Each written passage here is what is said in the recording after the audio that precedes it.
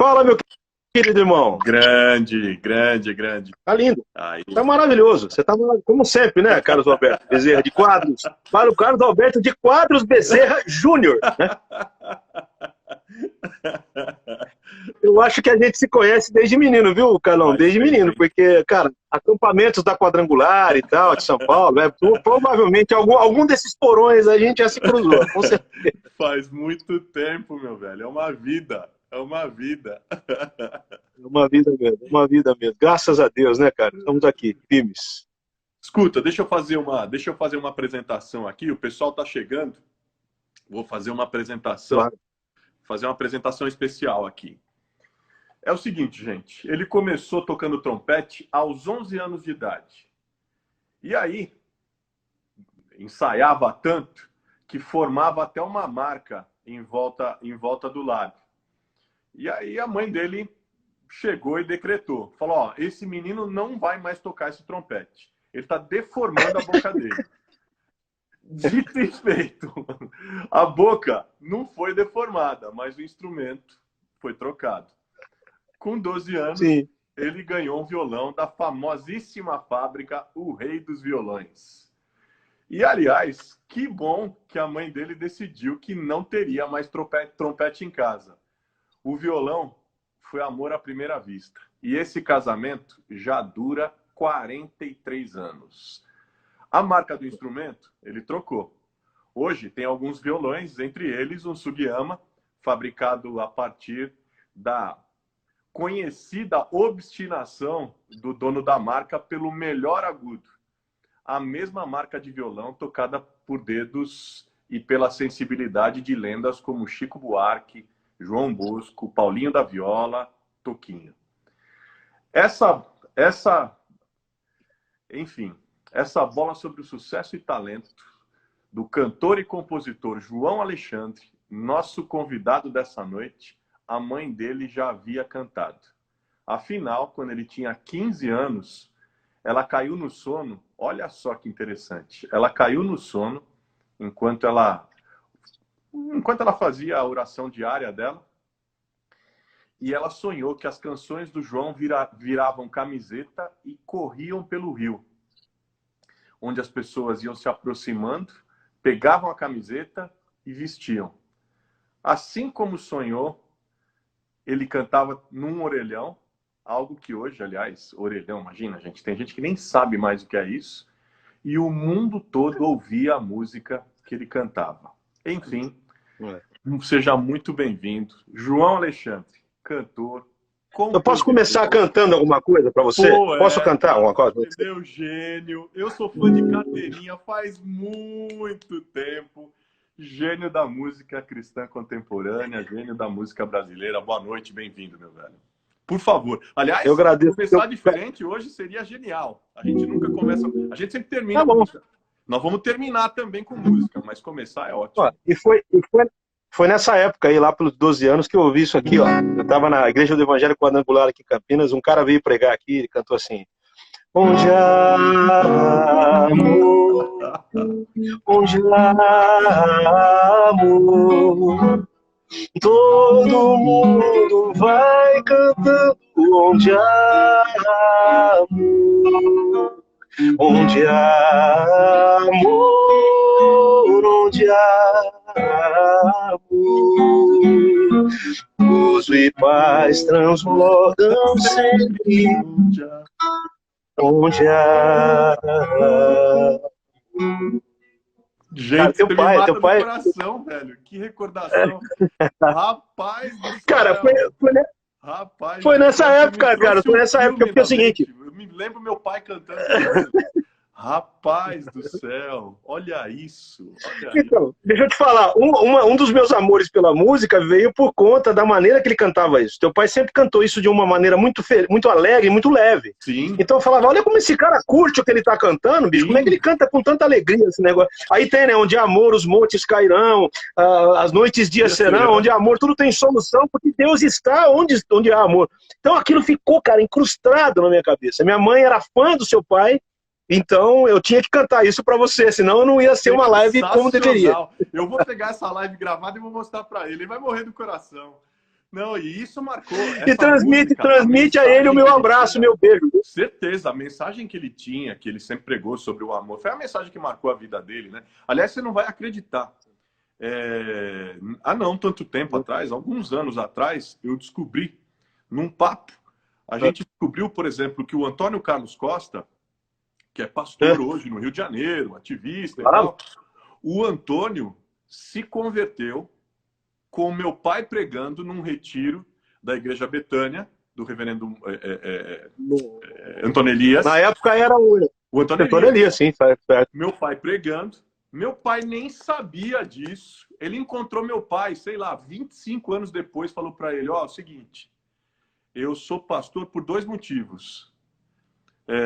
Primeiro, porque eu entreguei minha vida a Jesus e a minha vida mudou completamente. Segundo, porque teve um cara que falou de Jesus para mim de uma forma tão amorosa, mas tão amorosa, que foi irresistível. E meu pai parado olhando, ele falou, pois é, foi você. Mas aí é o seguinte, né? Aí, cara, o cara foi bombardeado por 2 símbolos do amor, que o reverendo Antônio Elias era outro, que era cativante. Né? Então você pega o seu pai com aquele sorrisão, aquele abraço que envolvia e falava assim, você conhece Jesus? Você já teve um encontro com ele alguma vez? E o Antônio Elias também com aquele todo... Então imagina, como é que o cara não ia se converter, bicho? Foi um bombardeio da graça, da misericórdia ali, que já era, né? Já era. Mas, cara, isso aí que eu te cantei, isso aqui que eu cantei, cara, minha mãe era fã dos 2. Agora você falou, minha mãe era fã do Antônio Elias e do teu pai. Claro. Falavam muito. O Antônio Elias mentoriou meu pai. Filho, você já viu o Carlos Alberto Bezerra? Já viu o Carlos Alberto Bezerra pregando? Falei, nossa, mãe, é impressionante. Então eu ficava assim, como aquele menino, né? Eu tinha 10, 12 anos, eu ficava assim, embasbacado com a leveza como ele cantava e ele pregava sobre amor, né? É mesmo. E foi isso que foi a marca do ministério dele. Né? Eu acho que afetou todos vocês, sem dúvida nenhuma, certeza, né? Tá assim até hoje, figura. Tá assim até hoje. Escuta, deixa eu te... Vamos ver se uma hora vai dar, né? Vamos ver se uma hora vai dar pra gente aqui. Vai ser sensacional. Vai ser... Aliás, eu sou pior que o Queiroga, viu? Eu sou pior que o Queiroga. Toma cuidado que eu sou... Passar dessa loucura, nós vamos trazer você na comunidade. Nós precisamos promover esse encontro de um jeito diferente. Deixa eu começar te perguntando. Um cantor vive de shows, vive de apresentações, né? Quanto mais cheia a casa, lógico, melhor é. Mas isso é o oposto do que é permitido hoje em dia. Quer dizer, não tem mais isso. Sim. E aí eu te pergunto, se o distanciamento salva vida, salva a gente, o que salva a vida financeira de quem depende do ajuntamento de pessoas? Essa coisa de ajuntamento de pessoas, na minha opinião, querido doutor, vou chamá-lo de doutor aqui, na minha opinião, você é um cara que vive na linha de frente com isso, eu imagino que a sua situação é muito pior que a minha. Mas, assim, eu acho que essa coisa do ajuntamento é relativo. Nem todos os que estão te ouvindo estão a fim de te ouvir. Alguns estão lá porque alguém falou que o cara canta, vamos lá assistir. Então, o que salva um cantor são as pessoas interessadas em ouvir o que ele tem para cantar exatamente, realmente. Então, o que salva um cantor, no meu caso, eu sempre bati escanteio, cabeceei, peguei a bola atrás do gol, dei tiro de meta, tudo ao mesmo tempo. Né? Eu sempre trabalhei com arranjos, sempre trabalhei com shows ao vivo, sempre trabalhei, inclusive, com essa coisa do ensino, né? De louvor e adoração. Eu fiz parte de um grupo chamado Milad, que era um grupo, Ministério de Louvor e Adoração, em que a gente viajava... exatamente, e isso aí me ajudou muito. É claro, não posso negar que isso, Milad, foi para mim uma grande... me promoveu, por exemplo, as minhas músicas. Né? Minhas músicas foram na minha frente, Carlos, depois é que eu fui atrás delas. E isso é bom, né? É melhor. E ainda bem que eu fui fazendo o que tinha que ser feito, senão era complicado. Eu sempre fiz de tudo, né, cara? Eu sempre trabalhei com arranjos, produção musical, eu montei um home studio para poder produzir as minhas coisas e as dos outros também. Então eu nunca fiquei dependente só de shows, porque eu acho que o cara que só depende de shows agora está penando muito com isso. Então, de um tempo para cá, eu já vinha me apresentando esporadicamente, não tanto quanto antes. E eu acho também que essa coisa de só você estar com, né, o artista tem que ir onde o povo está, diz o Milton Nascimento. Mas assim, a sua arte hoje com a internet, ela tem um alcance infinitamente maior. Quer dizer, a gente está todo mundo junto aqui. Eu nem sei quantas pessoas estão assistindo a gente, mas, pô, para conseguir um público desse todo dia não é fácil. Então a gente está aqui. Bem ou mal, estamos aqui, né? De longe, mas estamos aqui. Não, e as lives começaram, elas viraram agendas, né? Elas Viraram são, uma agenda, nesse momento, agendas para todo mundo, e também são agendas para o artista, e também são agendas para o público. Com uma diferença, né, Carlos? Com uma diferença. A Sandy Júnior tem a Casas Bahia para patrocinar, né? O Leandro e Leonardo tem não sei quem lá. O João Alexandre não tem ninguém. Então, às vezes, as pessoas querem fazer lives e não apoiam você ou não te ajudam com nada. Então, o que acontece? Muitas igrejas me convidam e o que eu tenho feito é aberto o coração e dizendo, olha, eu estou sem convites. Se a igreja puder me ajudar com algum valor ou com alguma oferta, eu agradeço. E fora isso, tem uma coisa que eu investi há 3 anos atrás, isso que eu acho que aí para mim é o carro-chefe. Eu investi numa plataforma de ensino de violão. Então, eu já estou com 2.300 alunos, praticamente, já, que assinaram. É uma plataforma de música confessional, são músicas cristãs. O nosso objetivo é crescimento artístico e espiritual. Então, ali eu tenho 10 composições de compositores cristãos, 10 minhas e 10 hinos, todos reharmonizados em 3 níveis diferentes para quem quiser estudar violão. Então, isso tem me ajudado muito a pagar as despesas, pelo menos agora. Então... Pô, genial. Eu estava falando das lives, que acabaram que elas agora são agendas, Sim. né? Você estava até falando, é natural que se eu vou fazer uma agenda como essa, é natural que eu também tenha algum ganho para poder subsistir, né? Sobreviver. Você acha que esse é um modelo? Você acha que esse modelo das lives, esse modelo que a gente está utilizando, você acha que é um modelo que veio para ficar? Eu não tenho como enxergar de outra maneira, viu, Carlos? Porque assim... ao mesmo tempo que é negativo, por exemplo, a gente não está diretamente, né? Eu estava perguntando hoje para alguém quanto está custando um abraço, né, mano? Quanto custa um abraço hoje, o valor? Ao mesmo tempo que você não está ali perto, você também está com as pessoas. E a internet veio para ficar, né? A internet é como tudo que o homem criou, ela pode ser muito boa, pode ser muito ruim. Então, o que acontece? Eu acho que não tem como voltar atrás.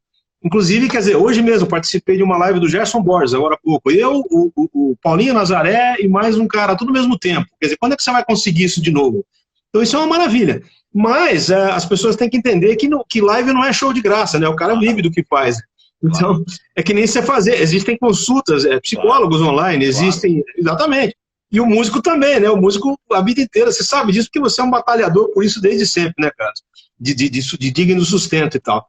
Aliás, um abraço apertado pro seu irmão querido, que faz muito tempo que eu não vejo também. Mas ele aparecer por aqui, já. Vira e mexe, ele aparece. Se ele aparecer, já manda um abraço para ele aqui. Mas então, acho que não tem como mudar. Eu acho que isso aqui é uma coisa... A internet veio para ficar, não é questão da live. Tudo, a internet veio para ficar.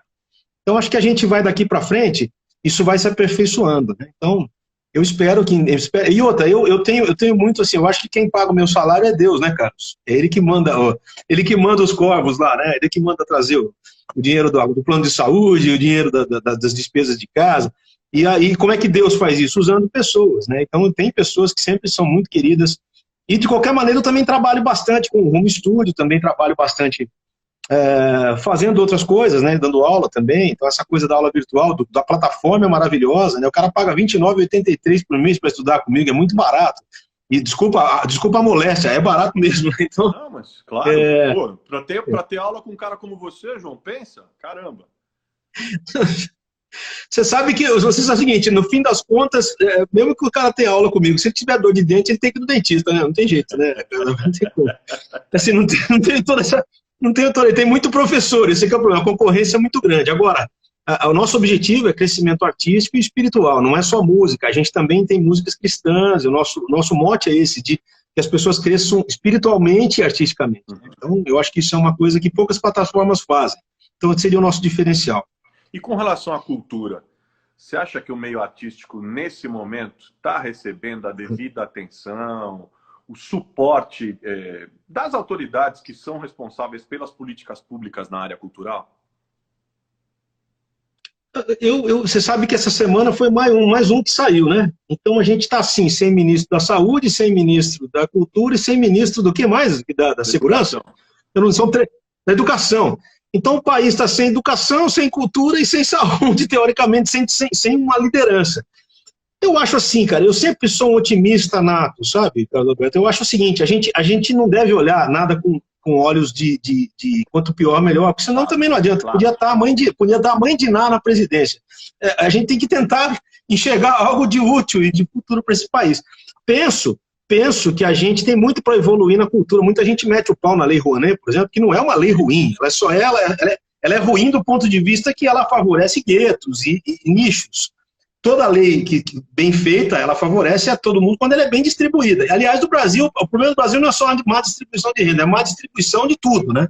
Quer dizer, tem gente tirando proveito da pandemia e superfaturando o respirador. Quer dizer, isso é inacreditável, cara, isso é surreal, surreal.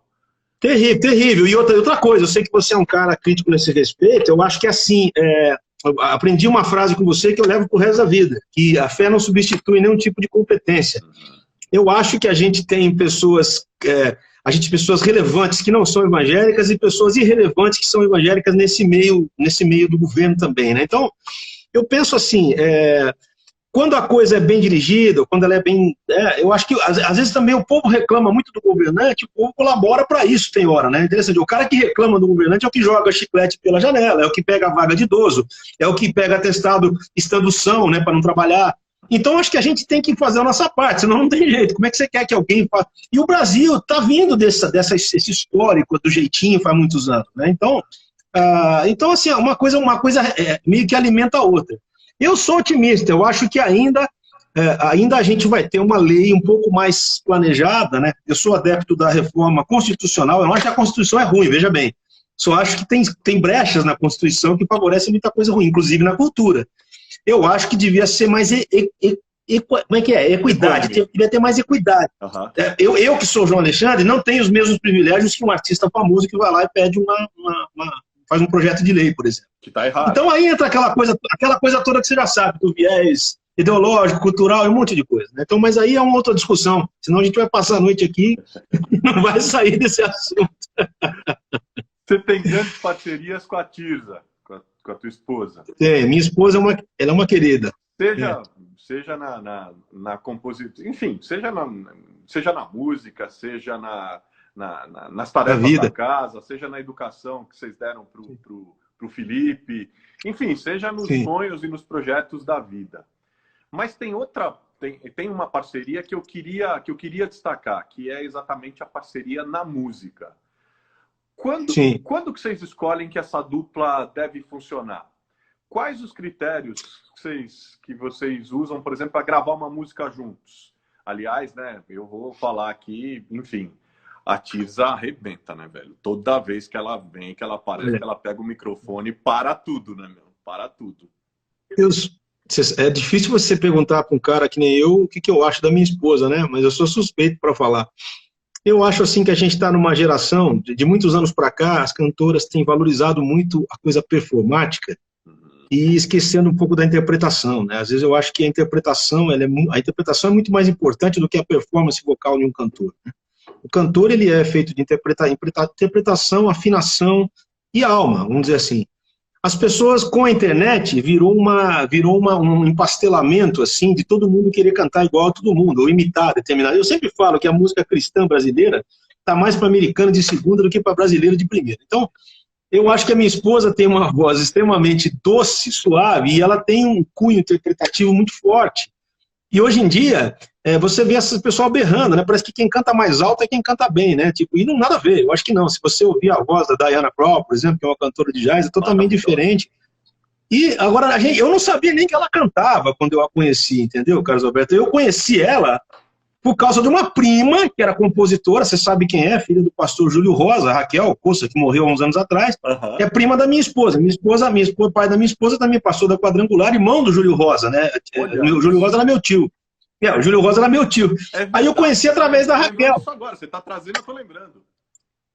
Então, eu conheci ela porque ela vinha num casamento do irmão que morava em Juiz de Fora, e a prima dela, que é a Raquel, falou, olha, você vai passar em Campinas, tem um menino lá, novo ainda, que compõe umas coisas, leva uma fitinha minha para ele ouvir e pega umas coisas dele pra gente cantar aqui na igreja e tal, porque ela morava em Curitiba na época.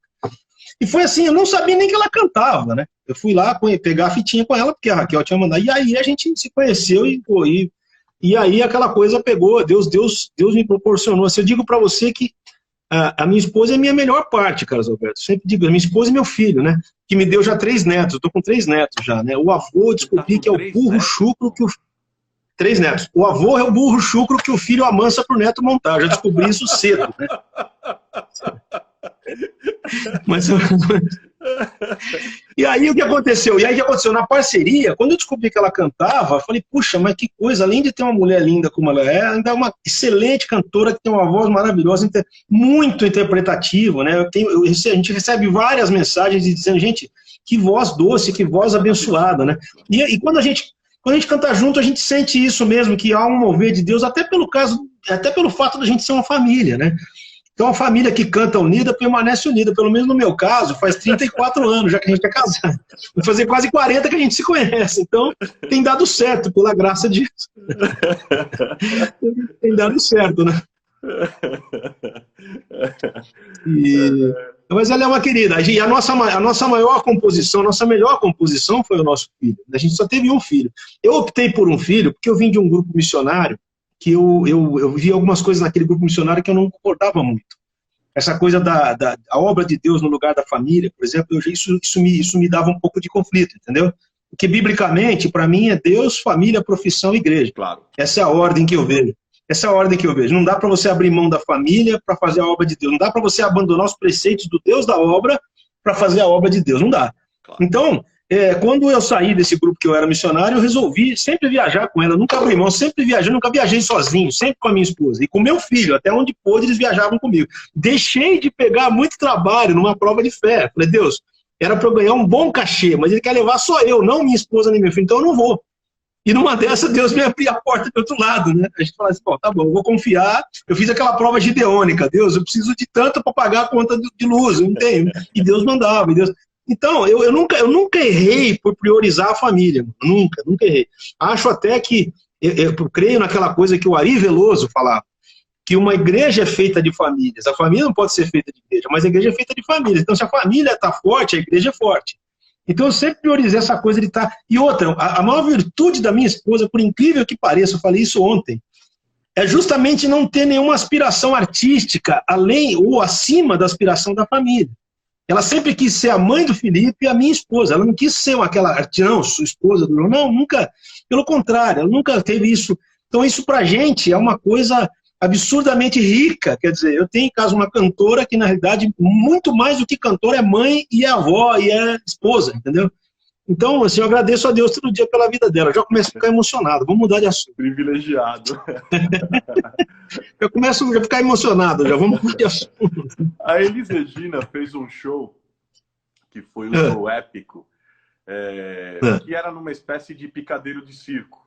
E ela cantou Querelas do Brasil, do grande Aldir Blanc, né, que morreu agora, que deixou a gente recentemente.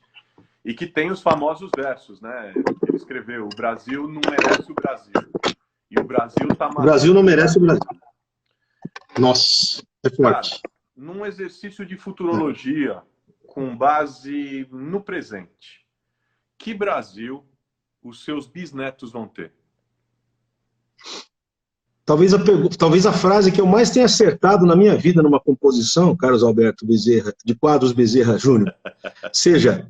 A frase que eu mais acertei, quer dizer, não é que acertei, até hoje eu estou sem resposta. Como será o futuro do nosso país? Eu não sei. Essa resposta, entra governo, sai governo, a gente não tem essa resposta. Então, o que eu faço? Diante disso, eu oro. Eu oro e peço a Jesus que o futuro seja um futuro... Eu não sou um cara fatalista, mas eu acho que Deus não se surpreende com nada. A gente se surpreende com tudo, né? Deus não. Ele é o Senhor do tempo. Então, o que está acontecendo de bom e de ruim já estava lá com o Senhor do tempo. Ele já sabia que isso se passaria. Não é que ele está desejando punir a humanidade. Eu acho que o que está acontecendo no mundo hoje está acontecendo porque a gente judiou muito do planeta, né? Uma hora o planeta resolve responder. Essa é a minha opinião. Pera um pouquinho, já que vocês estão acabando com os lagos, com os mares, com as florestas, deixa eu dar uma reciclada para ver o que vai acontecer. E quando o planeta faz isso, é brabo. Então, a gente acaba entrando no ramo do desconhecido, não porque Deus queira punir ninguém. Deus é amor, Deus nunca vai fazer isso. Claro. Mas eu creio ainda sou um cara esperançoso. Eu só acho que o Brasil, a gente é um anão ainda, né? A gente é muito anão no sentido, não de acessar, a gente é muito pequenininho ainda, vamos falar assim, baixinho. Né? Não nada contra os anões, pelo amor de Deus, né? Porque agora é negócio de politicamente correto. A gente é um país muito novo. Então, o que eu acho? A gente só tem 500 anos, né? Diferente da Itália, da Inglaterra, que tem milênios, sei lá. Então, a China. Então, acho que a gente ainda tem muito para aprender. Então, eu creio assim, que as futuras gerações talvez vão colher um pouco dessa cobrança que o povo está fazendo agora, em cima da política, em cima de tudo que está acontecendo, né? Eu acho ainda, apesar disso, eu acho que ainda tem muito mimimi, né? Eu vi um cara falando que se eu quisesse mimimi, eu comprava um gato gago, né? Mas ainda existe muito mimimi. Mas eu creio que o Brasil ainda tem muito para aprender. A gente tem muito para aprender enquanto nação, enquanto cidadão. Eu acho que algumas regiões do Brasil, a gente tem uma palhinha disso. Tem lugar do Brasil que eu fico impressionado, né? Eu não estou puxando aqui a sardinha para nenhum estado, mas você vai para o Paraná, tem lugares onde você vê que as coisas parecem que... Tem cidade que parece cidadezinha de boneca, você fala tudo muito bem organizado, muito limpo, tudo. Tem outros lugares que você vai... Tem lugares que você não imagina que seja Brasil. O Brasil, ele é fantástico, ele é fantástico. Então, eu acho que a gente tem muito para aprender. E creio que o Brasil realmente ainda não conhece o Brasil. O Brasil tá matando o Brasil ainda. E o que mata justamente é esse comportamento anticidadão, que é uma coisa que você sempre teve na pauta do seu mandato, quando você era vereador. A coisa da cidadania. O cara tem que pensar que ele não vota num cara para poder atender os interesses dele. Ele tem que votar num cara que cumpra os interesses globais, que seja co-beligerante, é a palavra que eu gosto de usar. Quer dizer, o que ele vai fazer? Vamos acabar com o mosquito da dengue? Então todo mundo vai fazer isso. Por exemplo, essa pandemia. Cara, tem gente que nem acredita que tem vírus ainda, por incrível que... É inacreditável. Tem gente que é irresponsável. É por isso que eu te pergunto, João, por isso que eu estou te perguntando. Você sabe, acho que você nem sabe, mas essa tua música, que aliás deu tema para a nossa live, a frase da música que deu tema para a nossa live, o Brasil olha para cima, né, enfim, é uma música que me marcou profundamente. Eu me lembro, essa música, ela foi feita e ela chegou, eu me lembro quando ela chegou para mim, era um momento de muita efervescência no país, de desejo de mudança, de apelo ético, de transformação, de renovação, enfim. E essa música, olha isso, mas ela foi um dos elementos, eu diria inclusive um dos instrumentos que Deus usou para despertar minha vocação. Teve várias coisas que aconteceram na minha vida, mas a sua música mexeu comigo. Ela me impulsionava, sabe? Brasil, olha para cima, existe um jeito da gente ser novamente feliz. Brasil, há esperança. Olha, enfim, olha para Deus, o justo juiz, é verdade. E aí por isso que eu insisto com você, sabe? Você escreveu essa música tem o quê? Tem mais de 20 anos. Cara, eu escrevi quando eu escrevi com esperança. Sigo, porque isso foi feito na época do impeachment do Collor, lá atrás. Né? Eu lembro que aquela imagem do Collor descendo a rampa do Congresso, aquilo ficou muito marcado. Para mim, é como se o país estivesse descendo a rampa, ladeira, estivesse indo ladeira abaixo. Falei, é triste você ter que... É triste, ao mesmo tempo, impressionante, um povo que se mobiliza para tirar um governante por causa de... Né? E assim, o Brasil sempre esteve acostumado com essas coisas passando por cima. Eu ainda vejo com esperança, Eu acho, o único problema que eu acho, cara, Roberto, é que eu me acho, às vezes, o profeta da desgraça, né? Eu não sei se eu visto o país com as músicas ou se é o país que veste as minhas músicas. Porque eu fiz uma outra chamada Em Nome da Justiça, que também tem uma letra muito forte. Então, na realidade, as minhas inquietações é que viram música, né? Eu não estou aqui para aparecer, nem ficar protestando. Tem gente que confunde isso com ideologia. Eu não sou nada, mano. Eu não gosto. Eu nem discuto religião. Hoje, cara, qualquer coisa é ideologia, entendeu? Se você tá com a camisa que você tá, é porque você é da ideologia X ou Y. E pior, não é nem ideologia, né? Não, se você apoia. Se você apoia ou não um presidente. Se você apoia o outro. Sim, os caras acham isso. Se você apoia ou não um presidente que calado é um poeta, e do outro lado, se você apoia um cara que só falava bobagem, ou uma presidenta que queria encaixotar o gás, o ar, sei lá o que é. Aí você apoia um ou outro. Aí os caras começam a colocar um estigma em você. Esse cara é direita, esse cara é esquerda. E a vida não é só direita e esquerda, gente. A vida, por mais que você não goste de alguém, a vida tem que rodar, o país tem que andar, as coisas têm que funcionar.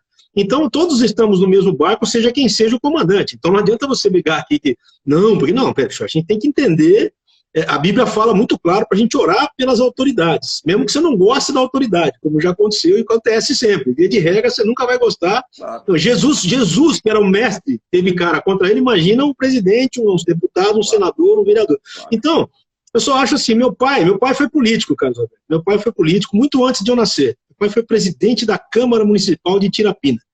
Se você for em Tirapina, tem uma foto do velho lá, isso há 100 anos atrás, antes de eu nascer. Meu pai usava uma frase que era do Maquiavel, eu acho, que cada povo tem um governo que merece.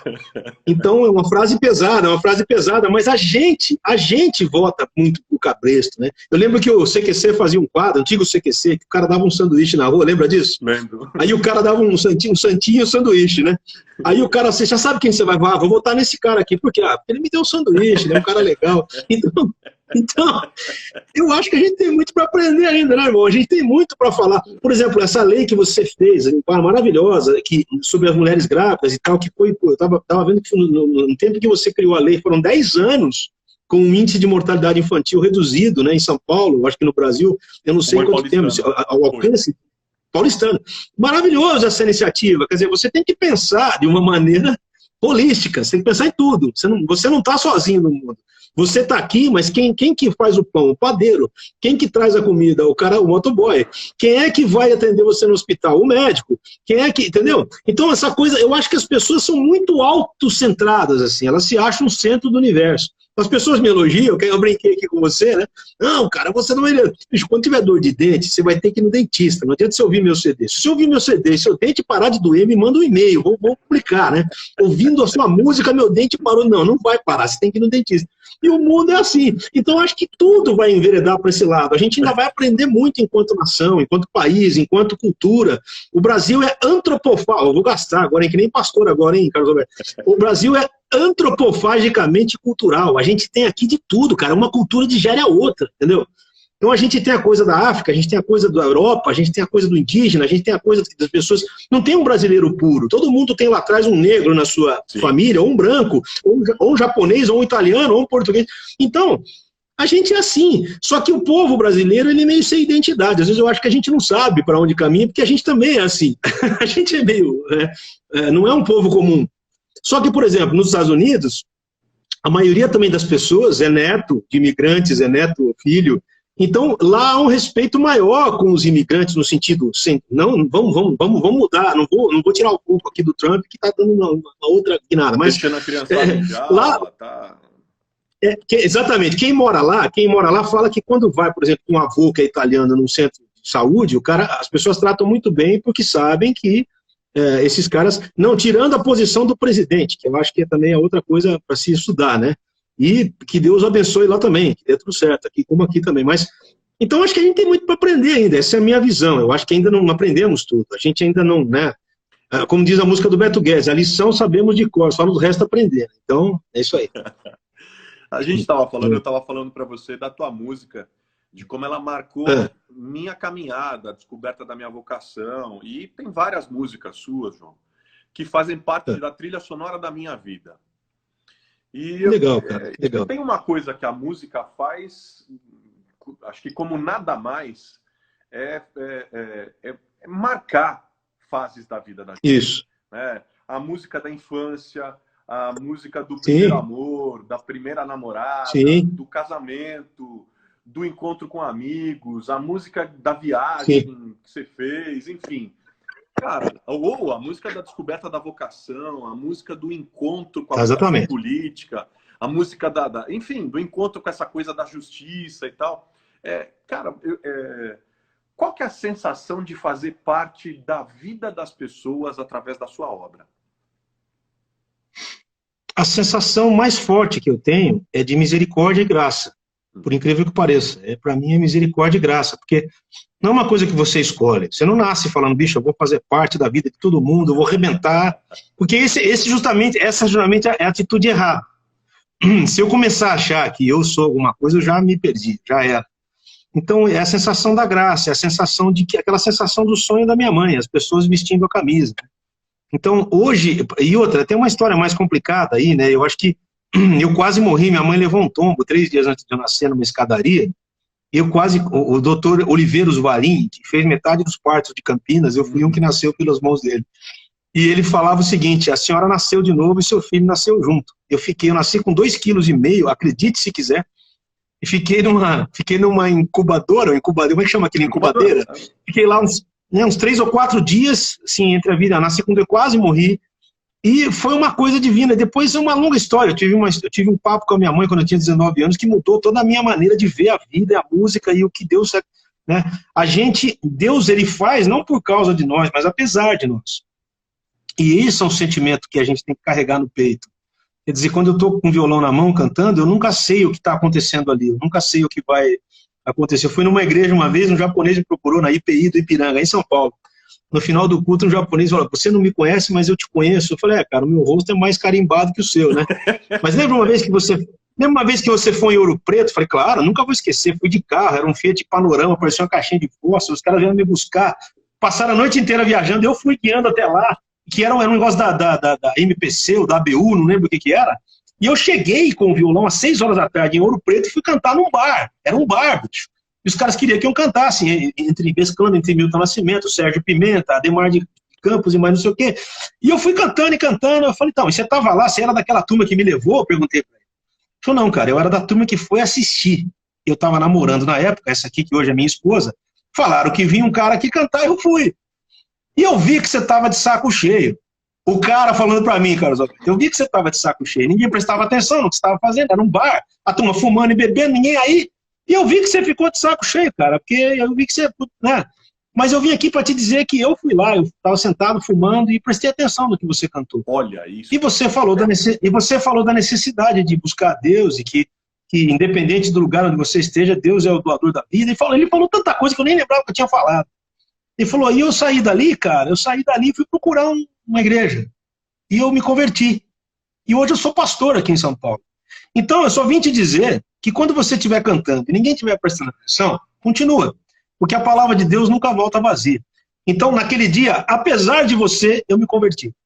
Caramba, João. Caramba. Depois daquele dia... Não ter absolutamente nenhum controle disso. Não, eu tô falando isso, eu tenho medo de suar, assim, pô, olha, eu tava lá, não, eu entendi perfeitamente que, cara, Deus quando quer fazer, ele faz, e independente de você tá, né, você já sentiu isso quando você tá falando, que as pessoas não estão interessadas, que você tá pregando, alguma coisa, tá dando uma palestra, mas, cara, alguém tá ouvindo, alguém tá ali, e naquela hora você... Então, quando depois... E vai te falar, você entendeu? Tem no início da história, uma história que não foi nem comigo, tem várias comigo, mas essa que foi com meu pai. Imagina, o Antônio, 25 anos depois, encontra o meu pai e fala: olha, eu sou pastor porque você me apresentou o evangelho aquele dia, você lembra? Meu pai falou: de você, não, claro que não lembro. Ele falou: nós éramos 50, 70 jovens e adolescentes que estavam num encontro ali. Ele falou assim: mas eu me lembro como se fosse hoje. Quer dizer, enfim, eu acho que é isso, né? Agora, então, João, os salmos.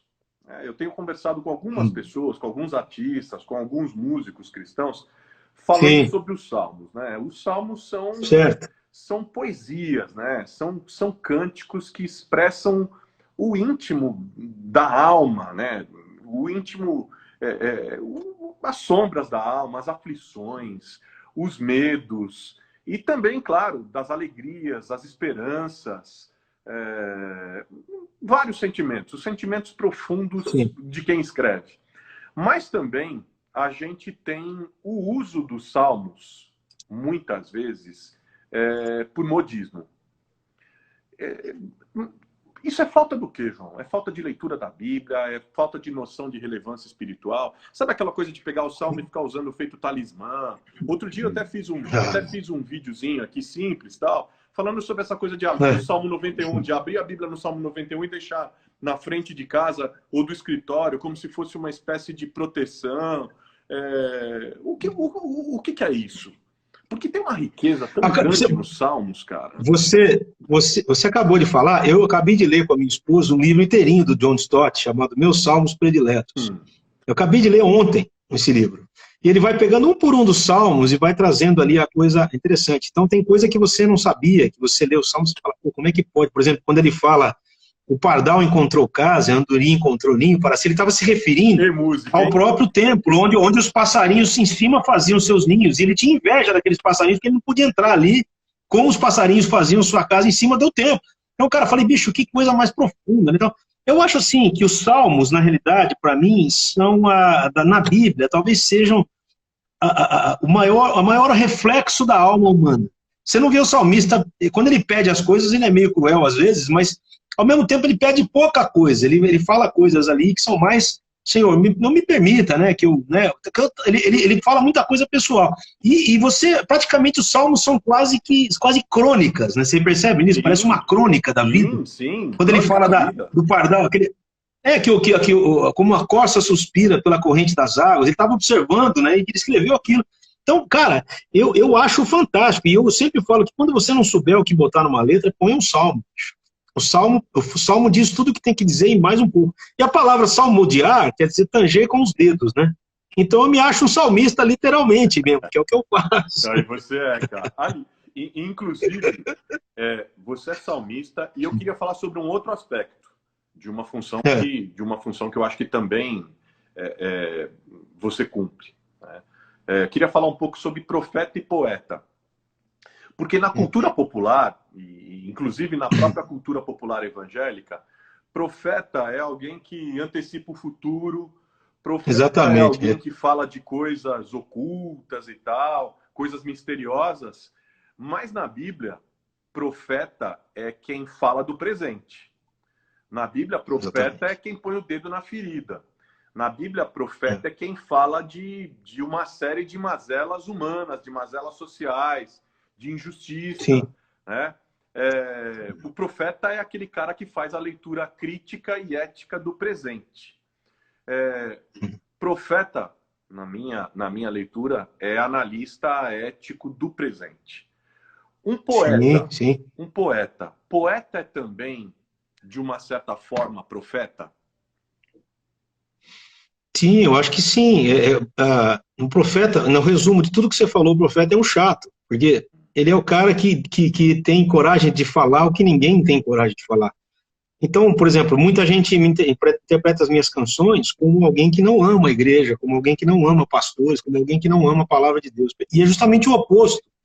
É justamente por ver esse mercado correr, né, essa coisa, as pessoas se utilizando da palavra de Deus com outros objetivos escusos, de uma maneira totalmente leviana, que as minhas inquietações se tornam canções. Então, sempre que eu falei alguma coisa, foi baseado nisso. Essa música é Proibido Pensar, é uma música muito forte, mas eu compus essa música e demorei uns 2, 3 anos para gravar, eu não sabia se eu gravava ou não, porque é uma ironia, né? Eu peguei os nomes dos programas, falei, foi mais ou menos aquela coisa da Rita Lee, quando fez, ai meu Deus, o que foi que aconteceu com a música, problema disso.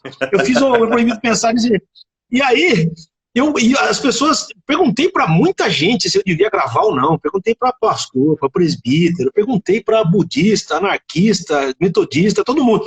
A melhor resposta veio de um adolescente. Eu mostrei para um cara, um menino, tinha 12 anos, acho que 12, 11 anos, falei, e aí, o que você achou aí? Tio, já tem tanta porcaria gravada, grava aí.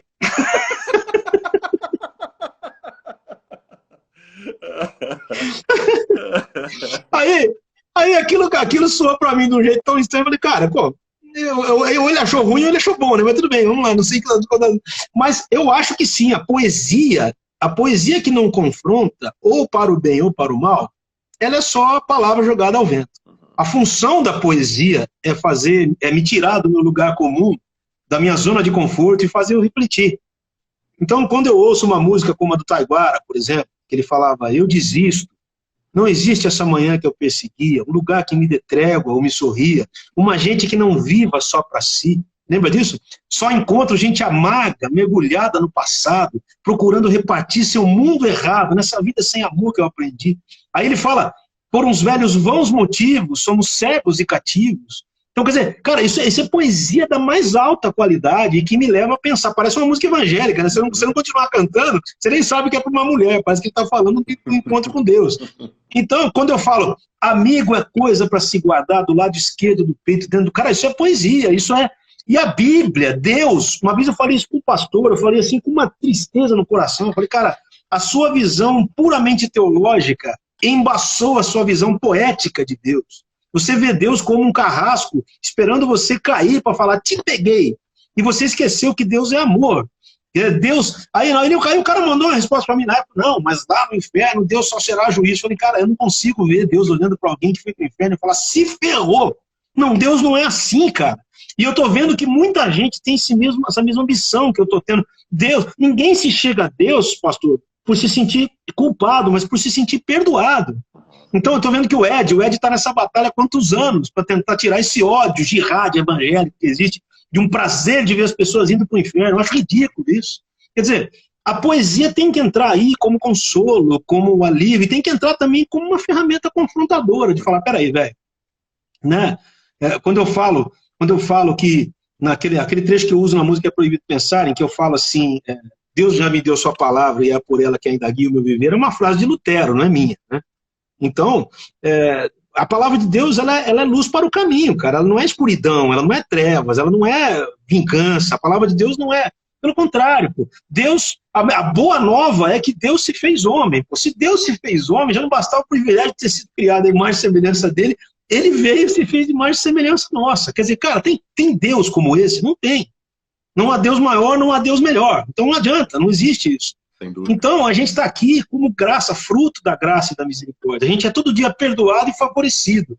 Essa é a grande razão do Evangelho, essa é a boa nova. Deus trouxe ao mundo aquela notícia que os anjos deram, né? Paz na terra aos homens a quem ele quer o quê? Ele quer bem.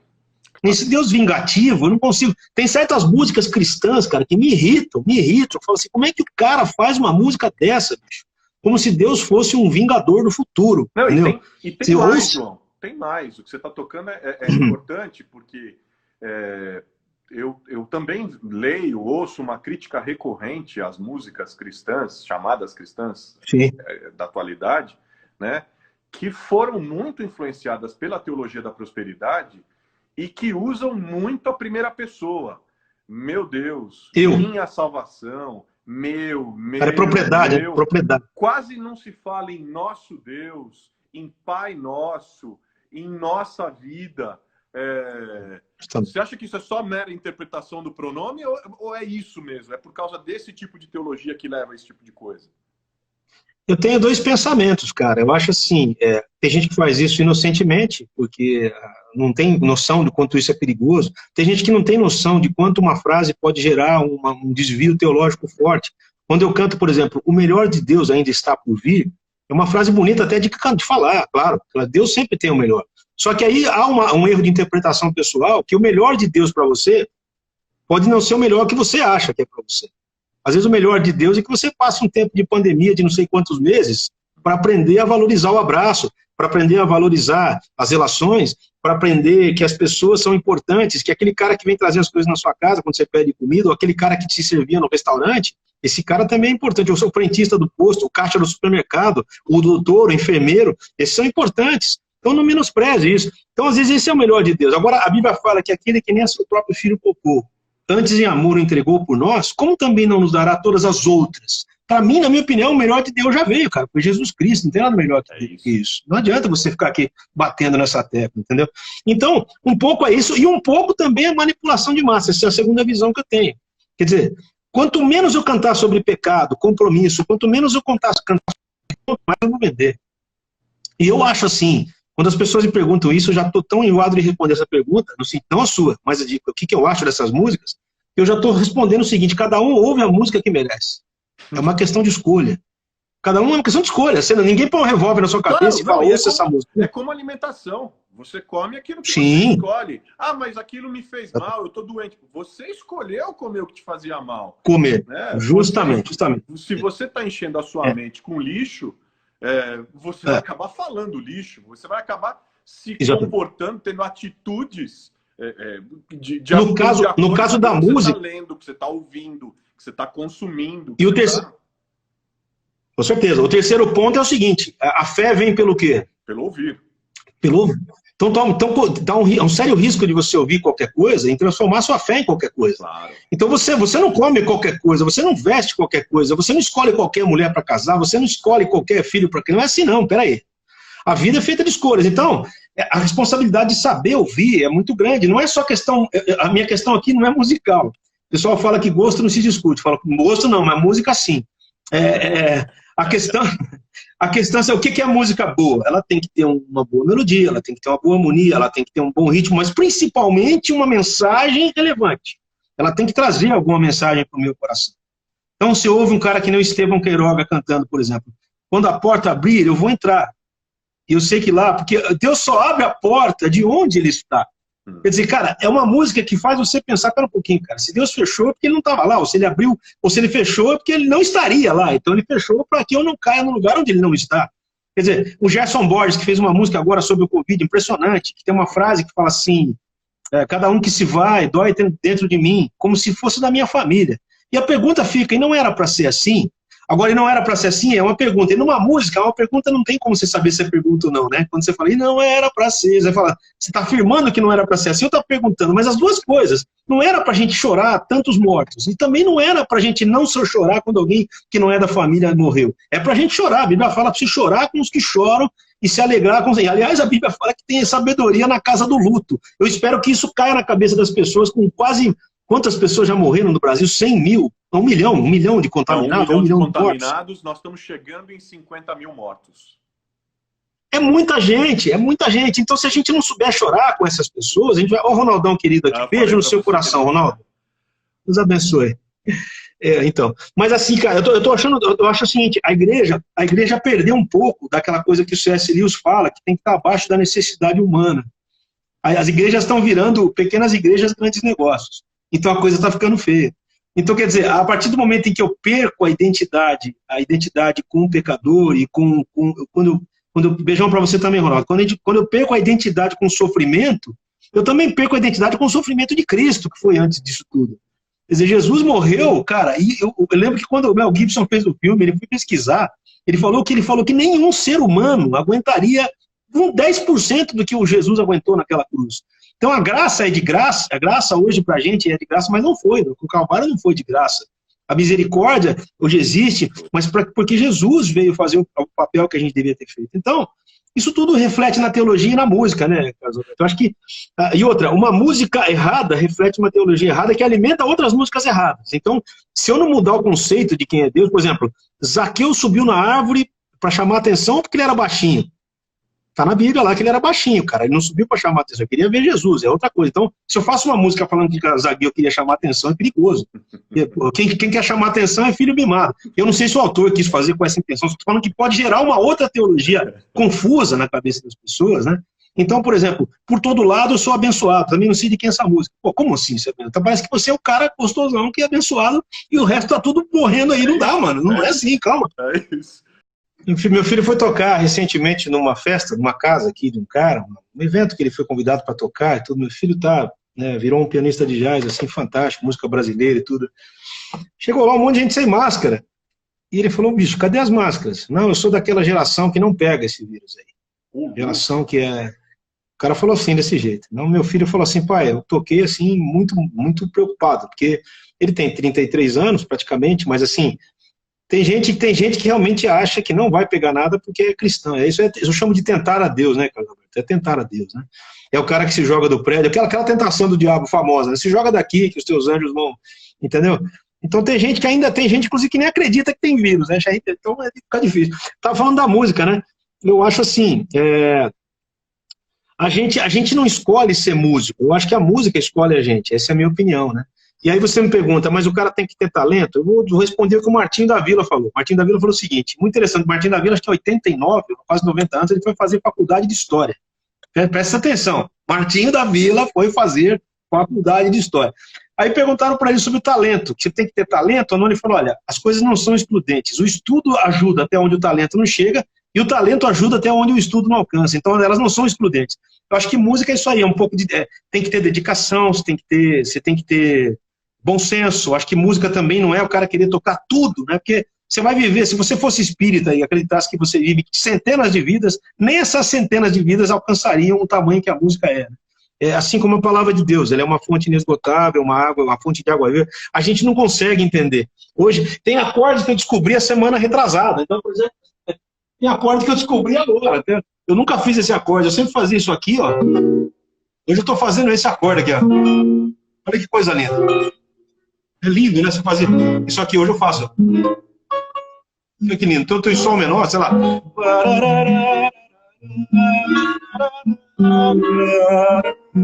Quer dizer, não tem limite isso aqui. O instrumento, ele se autorrecria. E você começa a entender. Não tem como.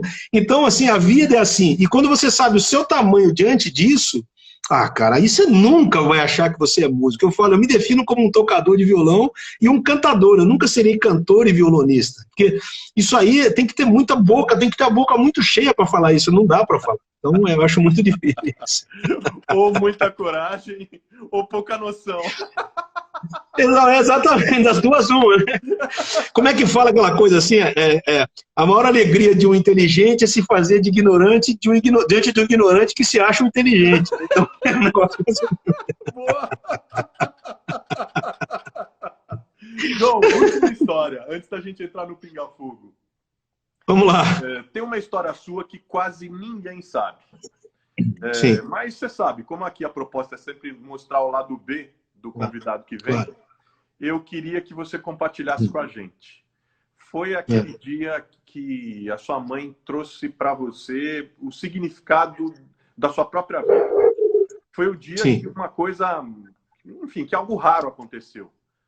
Uma mãe pedindo perdão ao filho. O que aconteceu nesse dia, João?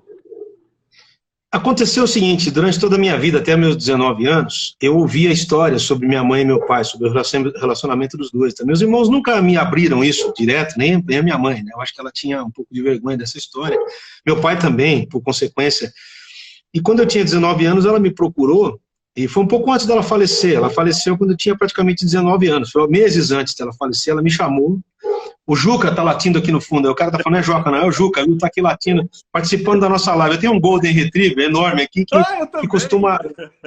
Eu sei que você tem, lindo de morrer também. Eu falo que eles são a personificação da graça divina, esse cachorro. Mas vamos lá.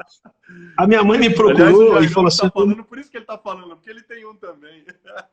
É o Juca, viu? É o Juca, viu, cara? Não é Joca, não é Juca. Joca é meu sobrinho, Joaquim, meu neto, Joaquim. Aí minha mãe me procurou, Carlos Alberto, e falou assim, eu tenho uma história para te contar. E ela me contou que na vida do meu pai chegou a ter alguma relação extraconjugal, e que depois dessa relação, por muito tempo, toda vez que ela engravidava, ela fazia os abortos e tal, ela tirou muitos filhos, assim, eu nem sei quantos foram. E ela me disse que eu era para ser um desses, assim. E quando ela descobriu que estava grávida de mim, ela já estava de 4 meses. Eu nasci pequenininho, eu falei, eu nasci com 2,5 kg, né? E não tinha como fazer um aborto com criança de 4 meses. É muito arriscado. Embora eu veja que no Brasil ainda tem mulheres que fazem aborto com criança, né? Eu acho assim uma carnificina indecifrável. Bom, tudo bem. Eu também. E ela veio me pedir perdão. Contra, apesar de pelo amor de Deus, ter a compreensão de uma série de questões de saúde pública que envolvem o aborto, mas assim, claro, absolutamente contra, não faz o menor sentido. Tem um cara aqui em Campinas, você deve ter conhecido, ele foi vereador também, um católico, eu esqueci o nome dele, ele era defensor, totalmente contra o aborto, assim, eu não esqueci o nome dele, aqui de Campinas, um vereador, que ele era católico, muito querido. Ele sempre falava, se você não quer a criança, dá para a criação, mas não tira uma criança, ela não tem culpa de estar lá, não foi, né? Mas tudo bem. E a minha mãe veio me pedir perdão, porque ela me rejeitou, né? Esse pedido de perdão, para mim, foi como uma luz no fim do túnel, Carlão, porque até ali, não é que até ali, eu tinha altos complexos como pessoa, de físicos, inclusive, e eu, assim, naquela hora que ela me disse aquilo, eu desconfiava de alguma coisa, porque eu ouvi algumas histórias. Mas ela veio me pedir perdão em lágrimas. Falou, filho, eu queria te pedir perdão, porque depois que você nasceu, a minha vida com seu pai foi consertada com o seu nascimento. Deus consertou a minha vida com ele através de você. Então ela me via cantando, cara, ela chorava muito, ela era diaconisa. Tem uma sala na Quadrangular de Campinas, na Catedral da Fé, tem uma sala com o nome da minha mãe, Gilda Ferreira. Ela fez um voto com Deus de ser diaconisa até morrer. Então, ela me contou isso, e é uma situação, você concorda, complicada, você ouvir um perdão da sua mãe de uma história dessa. Eu falei, mãe, ela nunca me demonstrou isso, eu sempre fui uma mãe querida. Mas aí eu falei, claro que eu perdoo, mãe, abracei, beijei minha mãe, como todo filho faz, abracei minha mãe. E aquilo para mim foi transformador. Quer dizer, toda vez que eu pego o violão hoje, vou tocar, lá no fundo tem uma vozinha que fala, olha, canta para mim, porque fui eu que te livrei da morte, eu que te tirei lá, né? Fui eu que te salvei, eu te trouxe para a vida, para que você seja algo. E inclusive a música, para mim, eu falei para muitas pessoas eu falo isso, a música para mim, ela foi uma cura de todos esses complexos. É como se Deus estivesse dizendo para mim, você não é o mané que você está achando que você é. Você não é, pelo contrário. Eu vou te mostrar como, se você se dedicar e se colocar à minha disposição, eu tenho como fazer as coisas na sua vida. Então, eu nunca me vanglorio de nada, cara, a não ser da cruz de Cristo. Mano. Porque, assim, se Deus me livrou da morte, eu não sei mais do que Ele pode me livrar. Não sei mais do que Ele pode me livrar. E da morte literal, e da morte para a vida também, né? Quer dizer, é um duplo livramento, né? Eu gosto daquele livro do Peter, esqueci o escritor, maravilhoso, que ele fala que a salvação é dupla, tanto aqui da morte, quanto com a vida eterna, que é uma outra salvação, né? É outra justiça, é outra justificativa. Aí, cara, isso tudo, eu passei dali para frente, pouquinho depois a minha mãe teve um infarto e faleceu. Então, cara, eu carrego isso para mim. Cada vez que eu estou cantando e fecho o olho, eu falo, Deus, eu estou aqui porque o Senhor quer que eu esteja aqui. Eu não sei o que eu estou fazendo aqui. Tem lugar que eu vou, que confesso para você, eu nem sei o que eu estou fazendo ali. Eu me sinto mal em alguns lugares. Tem lugar que eu vou, eu falo, eu não devia estar aqui, eu devia estar vendo o jogo da minha Ponte Preta, que é penta vice-campeã, mas está continuando a batalha. Mas eu estou ali, aí eu lembro da história do japonês que eu contei e da história da minha mãe. Essas duas coisas permeiam a minha cabeça e eu como diz o meu baterista é um cara que fala pouco, mas fala tudo.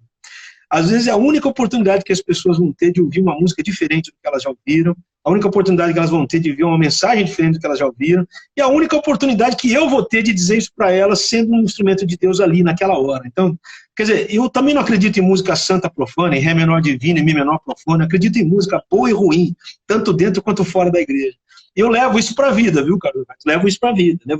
Levo um momento. A única coisa que eu ostento na minha vida é a minha memória. Você vê que eu lembrei de tanta coisa e lembro sempre. Para mim, a memória, para mim, eu amo a minha memória. Não é que eu sou orgulhoso, não, mas eu tenho uma boa memória. Isso eu não esqueço das coisas. E estar aqui com você hoje, só para completar, é inenarrável, cara. É uma hemorragia de satisfação inoxidável e perpendicular. Sabe? Muito bom. Meu. Igual. Eu quero confessar um pecado. Posso confessar um pecado? Eu tinha inveja das lives com o Estevam, tive inveja da live com o René, com o Ed René. Acho que eu entrei na do Ed René. Não, com quem que você estava conversando que eu entrei? Eu não lembro que eu falei. Ô, João, vamos fazer uma live. Foi um músico, mas eu não lembro. Acho que não foi o Queiroga, não. Foi antes do Queiroga. Quem foi antes do Queiroga? Boa pergunta. Será que foi o Salomão? Não. Salomão do Reggae? Acho que foi Salomão. Acho que foi o Salomão do Reggae. Que é um queridaço, né? Né? Vamos falar aqui, vamos combinar. Demais. Aliás, que história linda, velho. Essa história da tua mãe é linda. Perdão, ó, Baruque, ó, a César falou aqui, Baruque, foi com o Baruque. Isso, Baruque. O Baruque com aquela vozinha pequenininha falando, né? Então, pastor, ele fala ele fala assim... que tá por aqui todo dia, tá falando que foi o Marcos Almeida. Agora fiquei... Não foi o Baruque. Agora é o seguinte, aquela vozinha do Baruque, né, quando ele vai falar, ele fala, então, pastor, é um privilégio. Quando vai abrir a boca, bicho, explode o mundo, né, aquela voz daquele tamanho. Abre o céu. Abre o céu. Baruque é um abençoado, um querido. Bora pro Pinga Fogo. Pessoal, vamos lá. Bora pro Pinga Fogo com o João Alexandre. Vocês sabem que agora é agilidade...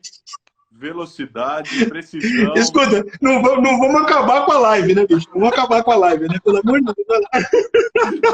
Chama seus amigos, aperta o aviãozinho, tira uma print aqui da tela, coloca nos seus stories que agora o bicho vai pegar. Vamos lá.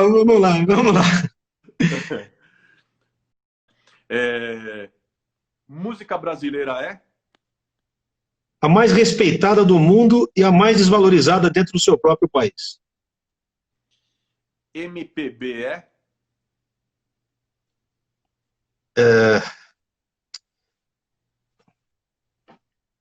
Ela é biconceitual.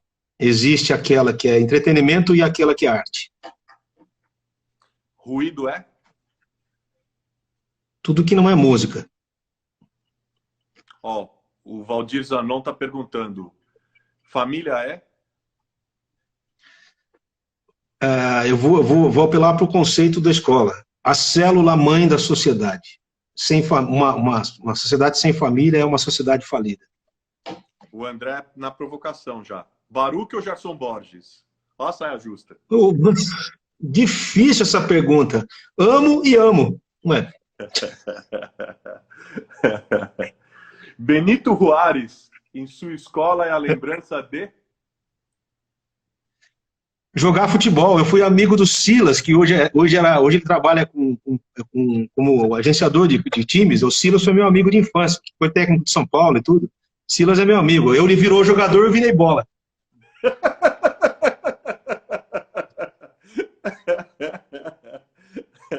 Olha o PG aqui com a gente, cara. O PG tá te perguntando, viu? PG, rapaz!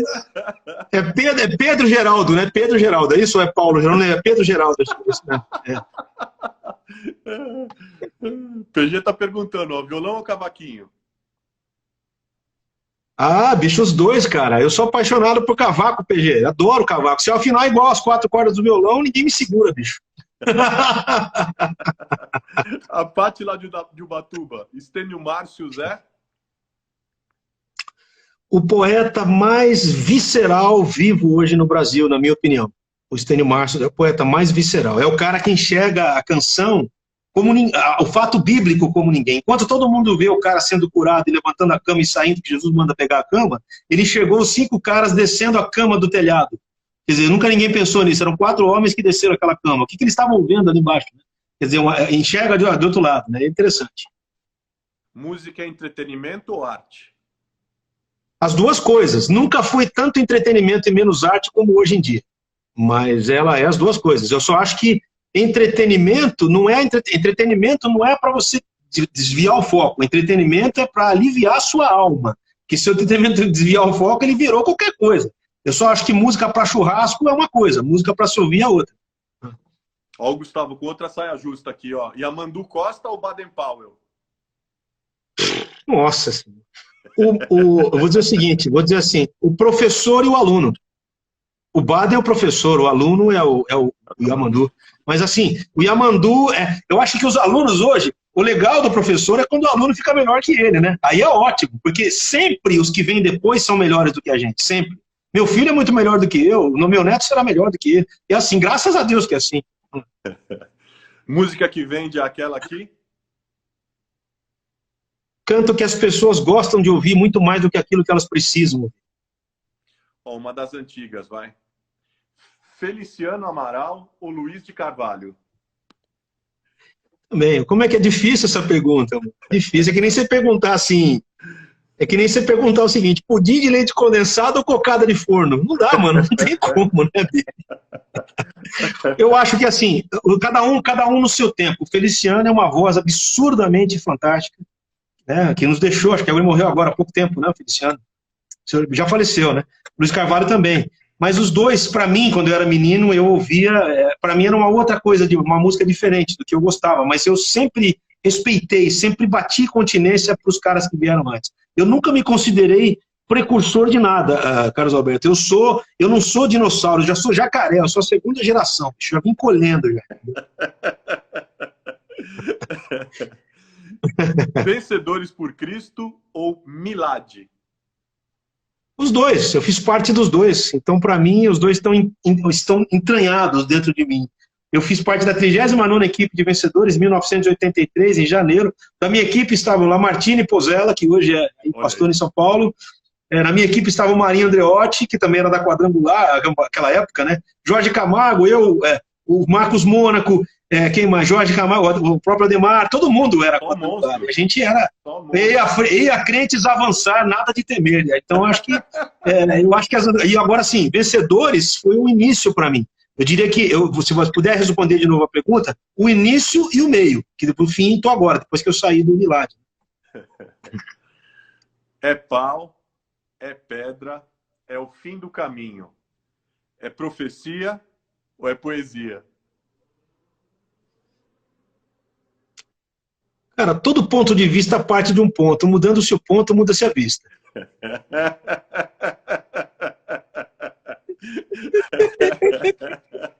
Não é mesmo?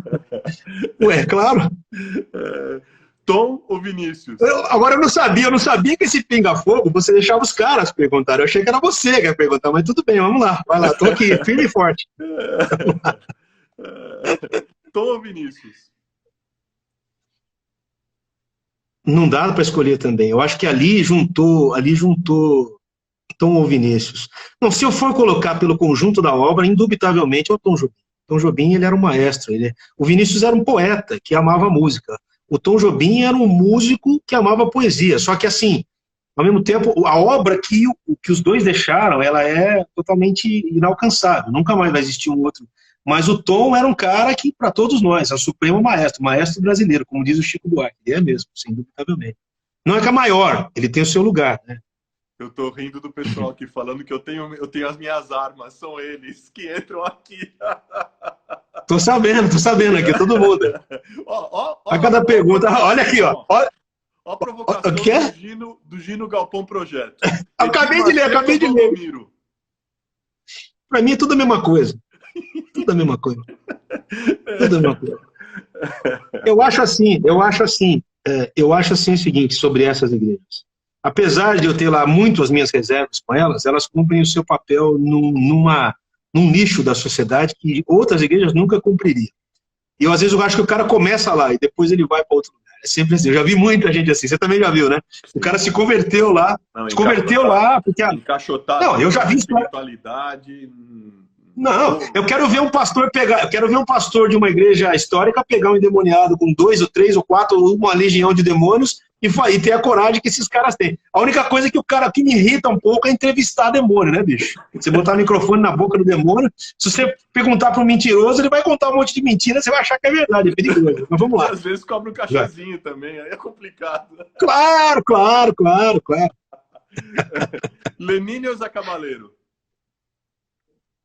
Lenine ou Zé Cabaleiro. Para mim, eu acho que eu gosto do Zé Cabaleiro muito também. Acho maravilhosa. O Zé Cabaleiro parece o Raul Seixas com sono, né? Cantando. Assim, mas é um poeta fantástico. Agora, o Lenine, para mim, ele é mais cronista, bicho. O Lenine, ele é mais... Quando você canta, tá relampeando, cadê neném? Tá...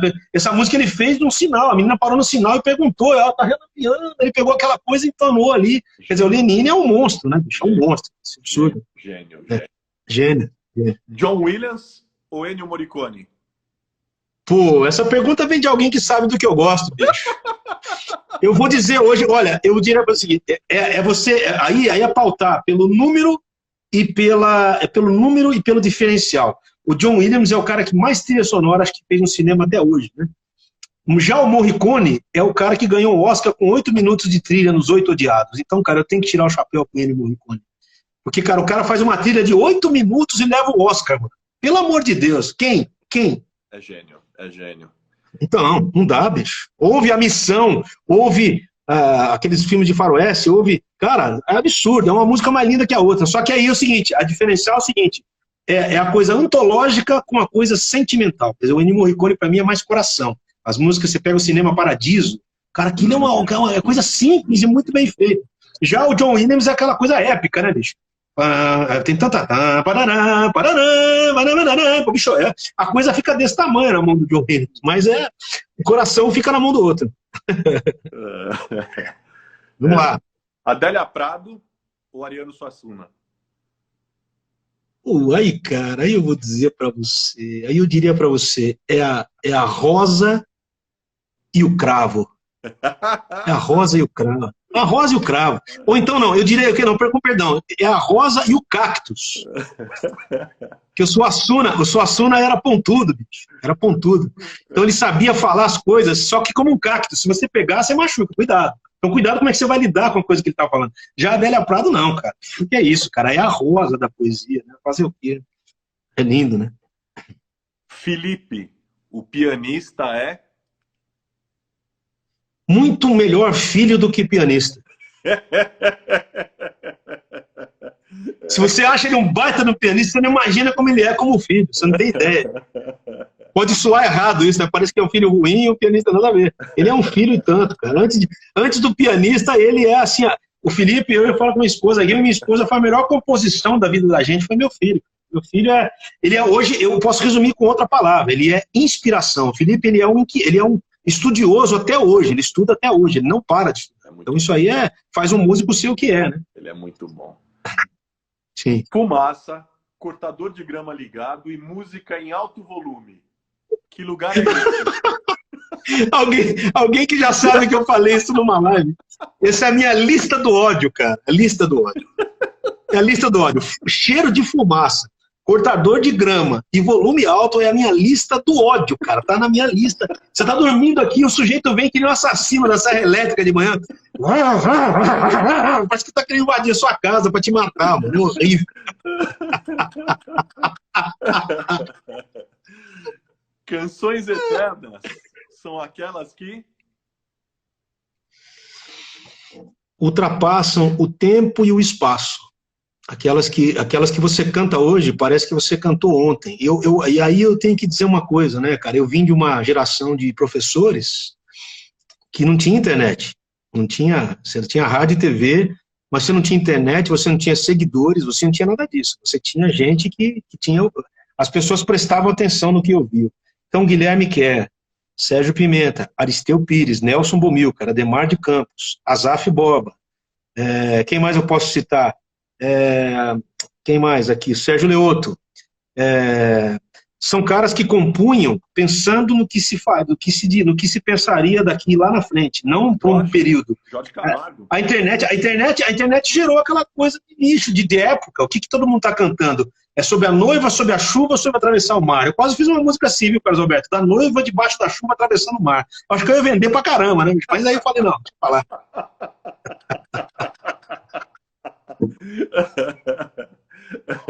Canções que vêm e vão são as que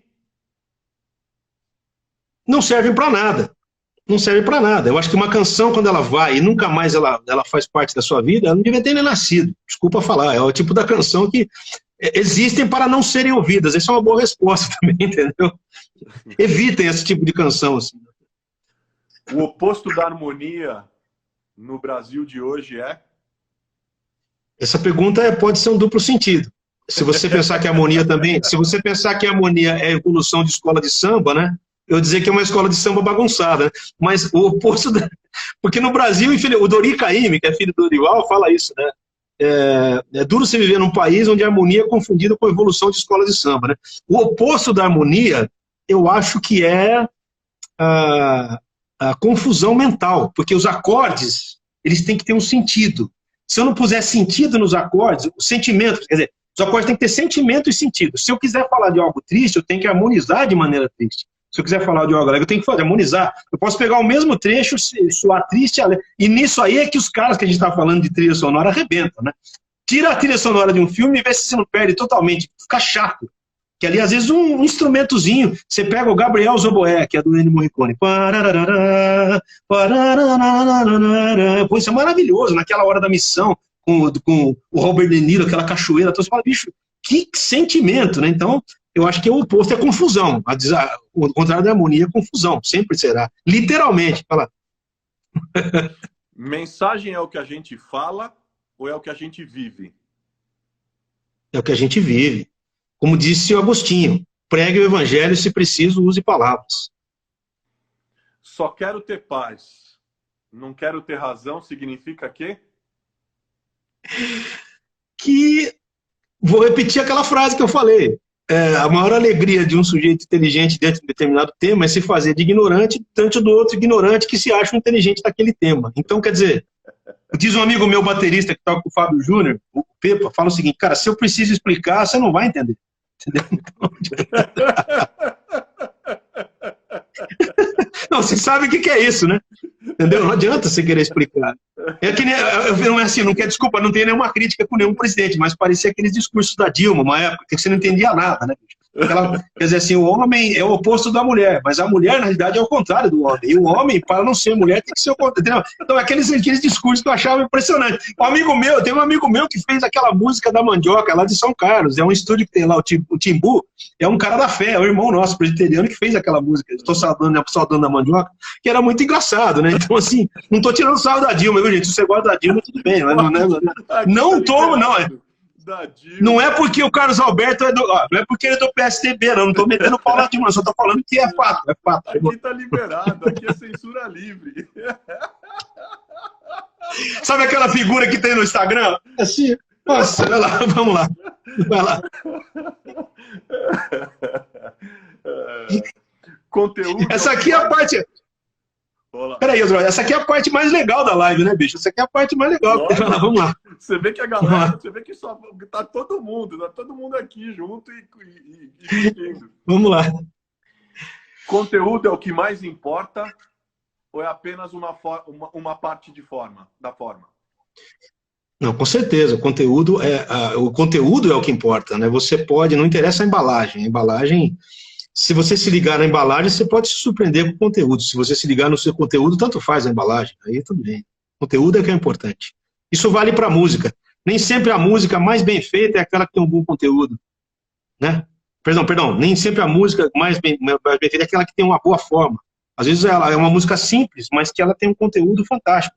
Eu posso citar aqui aquela do Vandré, Caminhando e Cantando e Seguindo a Canção. São 2 acordes. Eu gravei uma chamada Feirante, você já viu essa música? Arruma cangalha na cacunda. Espera um pouquinho. Posso? Lógico. Deve. Essa música tem 4 acordes. É de um amigo meu que nem cristão é. Mas o dia que ele gravou, eu falei, um dia eu vou gravar. Arruma cangalha na cacunda, que a rapadura é doce, mas não é mole não. Arruma cangalha na cacunda, que a rapadura é doce, mas não é mole não. Vai escutando. Genipapo no balaio pesa, anda aperta o passo pra chegar ligeiro. Farinha boa se molhar não presta. Olha lá na curva, chuva no lajedo. Quem foi que te disse que a vida é um mar de rosas? Quem foi que te disse que a vida é um mar de rosas? Rosas têm espinhos e pedras no caminho. E assim ele vai juntando uma pá de conselho. Vai juntando uma pá de conselho que a avó dele falava para a mãe era feirante, então ela falava tudo isso para a mãe dele. E a mãe dele falava, sua avó já dizia que uma cangalha na cacunda. Aí, como a Bíblia fala que na multidão de conselhos tem sabedoria, eu acabei gravando essa música. Todo mundo acha que a música é minha, é de um compositor mineiro-baiano, ali de Teófilo Otoni, ali, quase divisa. Então eu falei, cara, lindo, e o cara nem cristão mas você vê que eu falo para você, né, que você vê que a música não precisa ter cunho religioso, ainda bem que Deus não é evangélico, senão ele estava perdido, né? Ó, Gedeon, meu parceirão tá falando aqui, tá falando que usou essa música num projeto pedagógico. Você sabe de uma coisa do Gedeon? Vou contar aqui. Eu chegava na Bethesda, o cara vinha abrir o portão, né? Um dia eu falei, pô, eu achava que ele era o porteiro da Bethesda. Mano. Aí um dia eu fui no Nossa Música Brasileira, quem foi falar sobre coisa. Eu olhei e falei, bicho, aquele cara é o porteiro da Bethesda que tá ali falando, mano. Era o Gedeon, bicho. Eu não sabia que ele era, né? Essa sumidade que é o Gedeon, né? Mestre. Beijão, queridão. Beijo. Professor Gedeon. Craque. Exatamente. Vamos Consumir música ou se alimentar de música?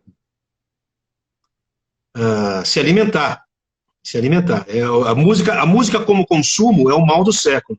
As pessoas digitam trabalho ouvindo música, as pessoas andam na rua com fone ouvindo, ninguém presta atenção. Então é terrível, porque isso gera o vício do desligamento. Quer dizer, o cara está olhando, ouvindo, ele está escutando, mas não está ouvindo o que você está falando. Ele está, entendeu? Então acho que música eu acho que é alimento. Você não pode encarar a música como consumo só. E aliás, nem encare o artista como um consumo. Eu já vi gente falar, cara, nós os seus consumidores, não, você não é meu consumidor. Eu sou o cara que me divido com aquilo que tenho com você, e vice-versa. Ninguém consome ninguém. A gente vive num mundo onde você tem talentos que eu não tenho, e vice-versa. Então, respeite os meus, eu respeito os seus, e a gente vai se vivendo, não se consumindo. A finalidade da música é? Filho da porra, essa é uma pergunta difícil, hein? Finalidade da música é gerar sentimentos e pensamentos e me tirar do meu lugar comum, da minha zona de conforto. Os tons mais desafinados no Brasil hoje são? Os meus.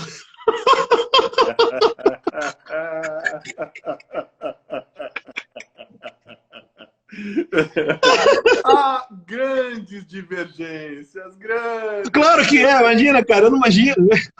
Com certeza. Se você pega um cara que nem o Leonardo Gonçalves, bicho, que é um cara que estudou 11 anos canto lírico. Se falar que você cantou perto de um cara desse, bicho, você tem que ser muito corajoso, pelo amor de Deus, para.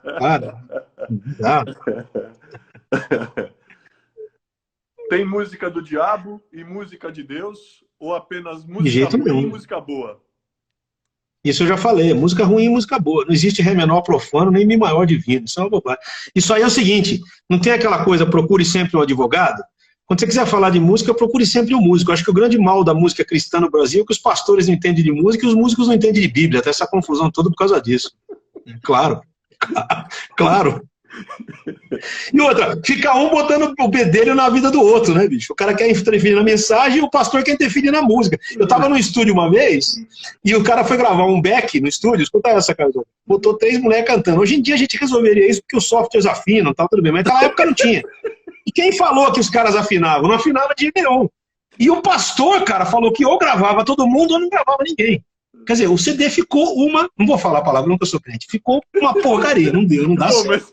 Mas tá na moda, velho, até reunião de ministério, você não viu lá? Não, é difícil. E aí o dono do estúdio era meu amigo, não era um CD que eu tava fazendo, é um CD que um outro grupo tava fazendo, eu tava gravando no mesmo estúdio. E o cara chegou e falou, cara, você é da igreja desses caras? Aí eu falei, não. Que o pastor falou que eu gravo todo mundo, eu não gravo ninguém, mas as mulheres não afinam, como é que eu faço? Aí eu falei, o que eu posso fazer?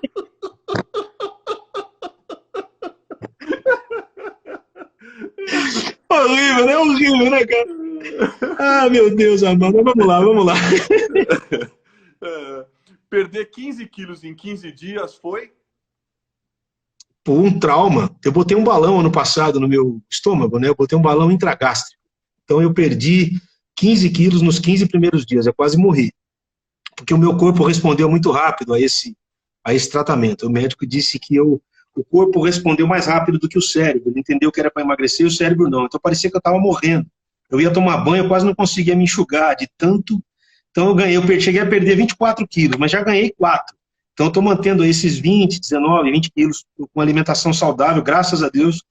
Meu problema de pressão alta acabou, então um monte de coisa. Né? Eu quero ver meus netos crescerem pela graça de Jesus e estou lutando como quem luta ferozmente, é isso mesmo? Olha só, ferozmente, é isso mesmo, né? Ferozmente, perdão.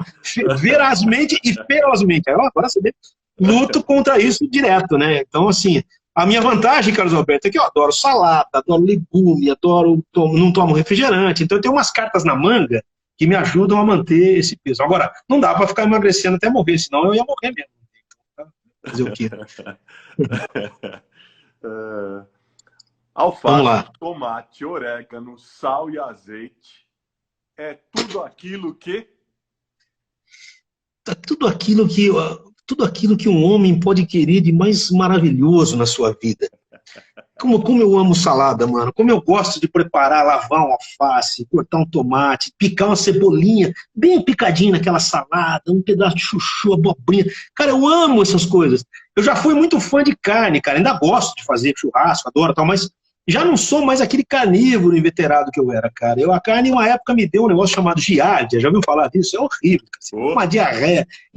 Nossa, mano. Aí eu fiquei meio assim. Então eu gosto de frango, eu gosto de carne branca. Então eu evito, sabe? Evito.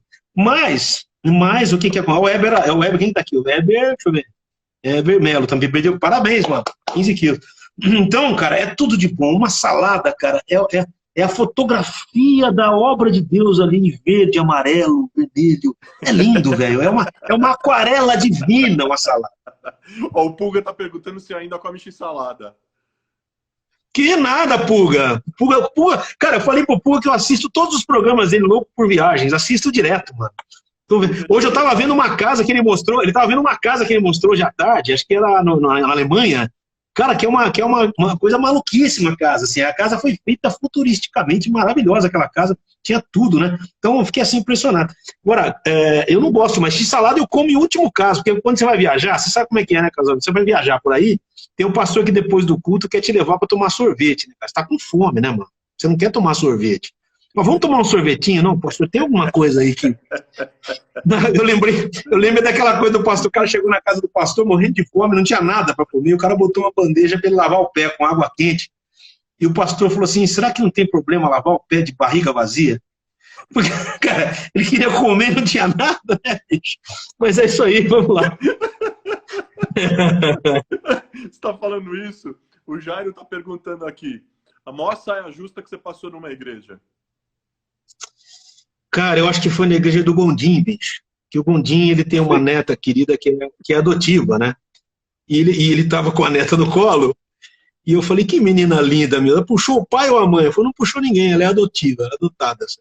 Então, assim, eu fiquei assim com aquela cara. Eu não sabia que ela era adotada. Mas é que ele levou numa boa, né, bicho? Ele levou numa boa. Mas o Gondim é um cara querido, que eu amo de paixão, né? O Gondim é um barato, que a última vez que eu fui, ele é um cara tão querido, que eu cheguei pra ele e falei assim, Gondim, preciso falar uma coisa pra você, eu não sei o que eu canto aqui. Não sei o que eu canto aqui hoje na igreja, porque eu não sei o que você crê mais. Você crê no quê? Não sei. Fala aí. Aí ele falou assim, João, canta o que você quiser, que eu acredito em tudo. Eu falei, então tá bom. Um beijo pro Gondim, se um dia ele assistir essa live, que eu amo de paixão. Cara, eu fui na igreja dele uma vez, eu assisti ele pregar de manhã, eu passei o dia em São Paulo e cantei à noite no culto.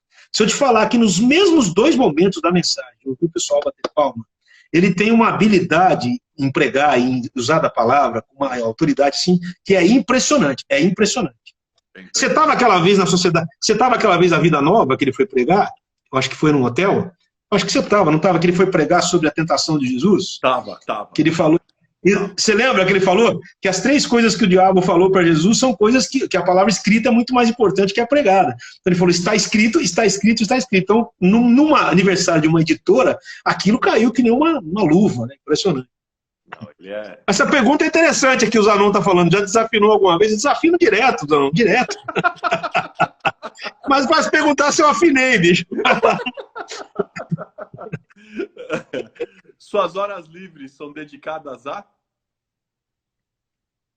Tomar café no shopping e escutar o barulho da cachoeira. Que agora não dá mais, né? Quer dizer, já foi. Eu adoro, como assim, o PG... Eu descobri que o PG também tem esse mesmo hobby, ir pro shopping, sentar numa cadeira, tomar um café, escutar o barulho da cachoeira. O PG também não aguenta ouvir música. Cara, o cara me convida para um churrasco e bota o meu CD, cara, eu vou embora. Não, bicho, pelo amor de Deus. Deixa eu comer carne. João, ser romântico ou ser sincero? Mas não existe como ser romântico sem ser sincero. Não existe nada mais bonito e romântico do que a sinceridade. E não existe nada mais sincero do que o romantismo. Então não dá para separar. Eu acho que o romântico, na realidade, é um cara que sofre muito, porque ele procura expressar a sua verdade e nem sempre ele é incompreendida. Eu penei muito com isso, porque quando eu era menino, eu sempre namorei. Meu pai tinha 45 anos quando eu nasci, Carlos Alberto. Minha mãe tinha 43, mano.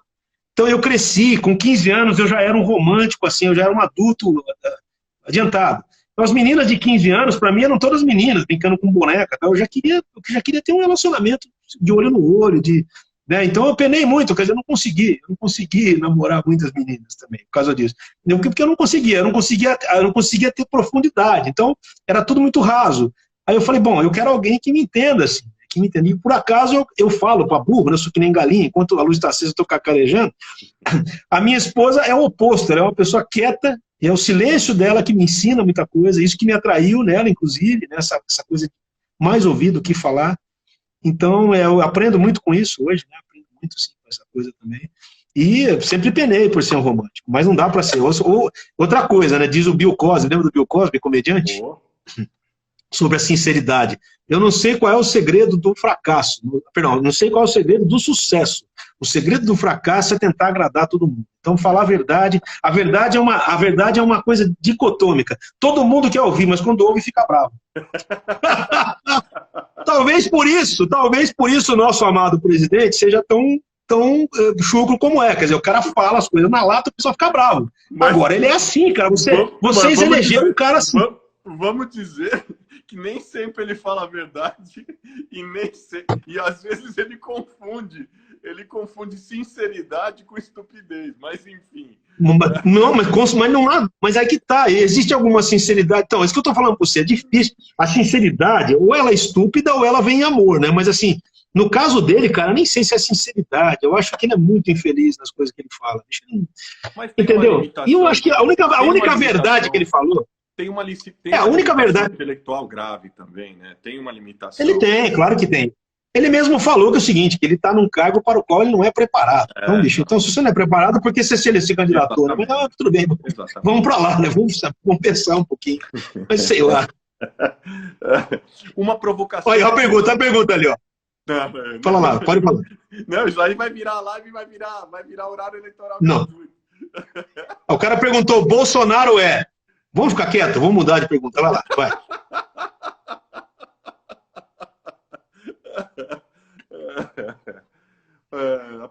A provocação é inevitável. Se cada vez que a música Essência de Deus tocasse num casamento e você ganhasse R$10, isso significaria que... Não trabalharia nunca mais, né, bicho? Eu ia viver dessa música aí. O legal é que é o seguinte, às vezes as pessoas erram o título da música, né? Tem uma música minha chamada Olhos no Espelho, né? Eu fui numa igreja uma vez, uma velhinha falou, cara, aquela sua música Espinho nos Olhos é maravilhosa. Tal. Eu falei, mano, não seria Olhos no Espelho? Ou Inocência de Deus, né? Já chamaram de Inocência de Deus também. Eu falei, pô, Inocência de Deus é ótimo, vamos lá. Tocar violão por 6 horas seguidas é? Ah, bicho, é insano.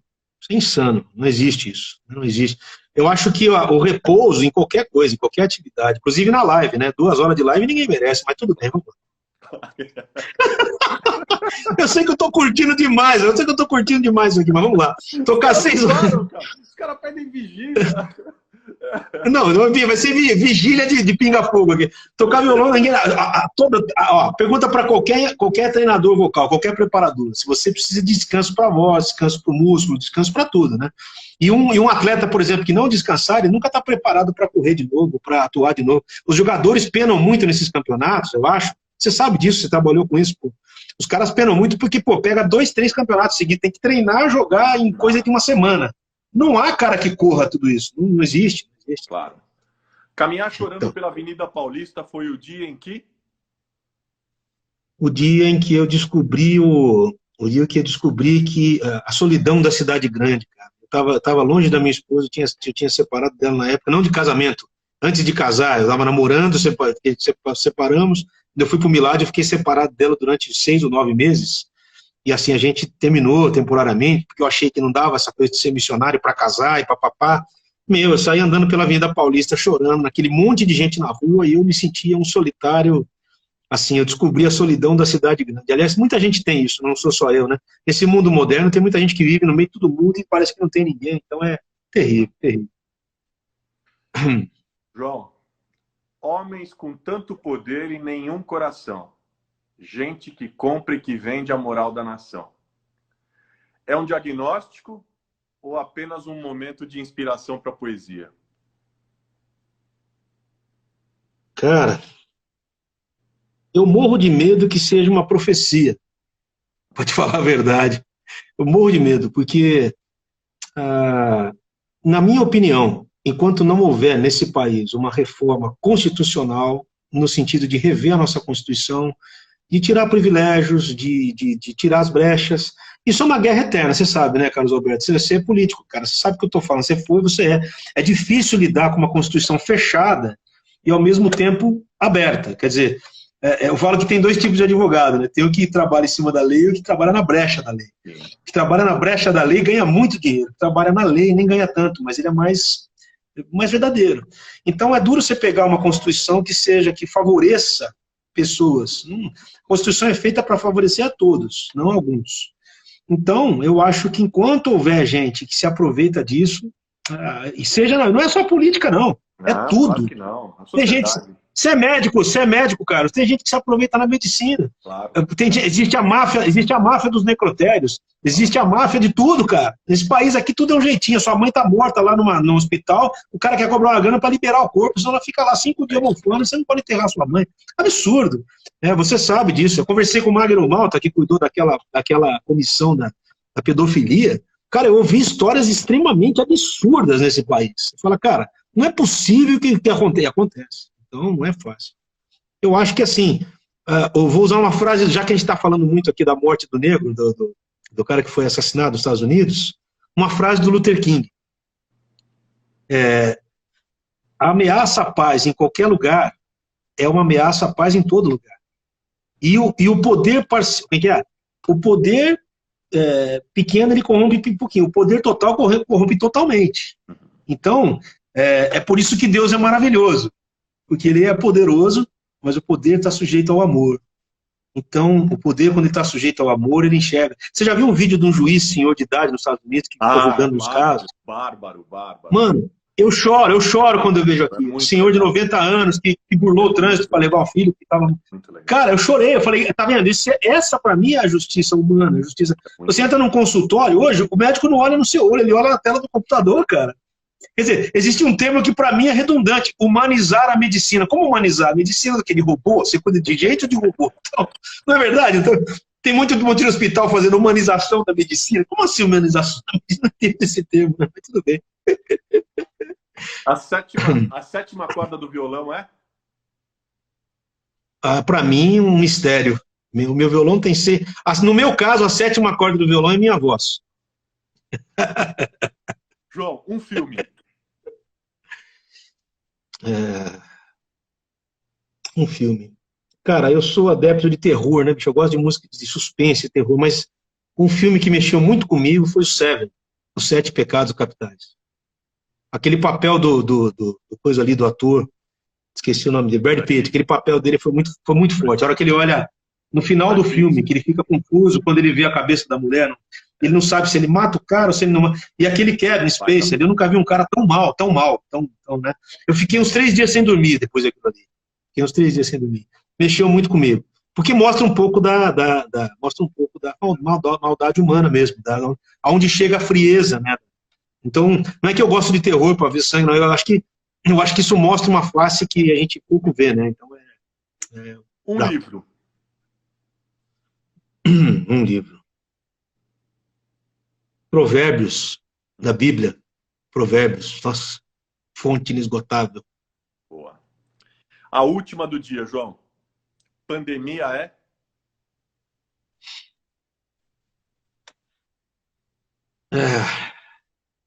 Não pode falar palavrão, né? Não vou falar palavrão, não. Deixa eu falar. Mas, pandemia é. Deixa eu pensar com calma para essa aqui, porque é uma chance de eu rever todos os valores que eu tenho em relação ao ser humano. A pandemia colocou todos no mesmo nível, ricos e pobres, doentes e sãos. Todo mundo hoje é escravo do medo e do cuidado humano como nunca antes. Talvez lá em 1920, né, que teve outra. Então, a pandemia traz essa... É uma hora da gente... Eu também, ao mesmo tempo, a pandemia é uma limpeza do planeta, cara. Nunca vi os mares tão limpos, os céus tão menos poluídos. São Paulo, quem está indo para São Paulo fala que o clima está impressionantemente... Tem menos gente na rua. Então, cara, é um momento... É uma reciclagem do planeta. Na minha opinião, não é Deus só... Deus sabia de tudo isso, mas é o planeta se reciclando para ensinar para a gente alguma coisa sobre o cuidado de uma pessoa com a outra e com o próprio planeta. Daqui para frente, lembra que o álcool gel é uma benção, que o Baruch sempre viajou de máscara, né? Antes da pandemia. Ele viajava de máscara, cara. Muita gente criticou o Baruch. Por que esse cara só põe que frescura viajar de máscara? Eu falei com ele esses dias, falei, cara, você era um profeta do que viria, mano. Porque a máscara é um benefício. Então, tem que usar máscara. Então, é isso aí, tem que se prevenir. Eu espero que a gente passe por isso, vivo ou morto, estaremos lá na frente. Né? Estaremos lá com o nosso Deus. João, tem uns 3 minutinhos para a gente finalizar. Como a gente sempre finaliza, terminamos sempre com uma surpresa. Para quem não sabe, as lives ficam todas gravadas, vão para o meu canal no YouTube, youtube.com/carlosbezerrajr oficial. E também ficam disponíveis em formato de podcast nas plataformas Deezer e também no Spotify. É só procurar por Carlos Bezerra Júnior. João, solta uma surpresa pra gente aí. Claro. Que os erros de outrora nos façam pensar que o tempo é agora e não pode esperar.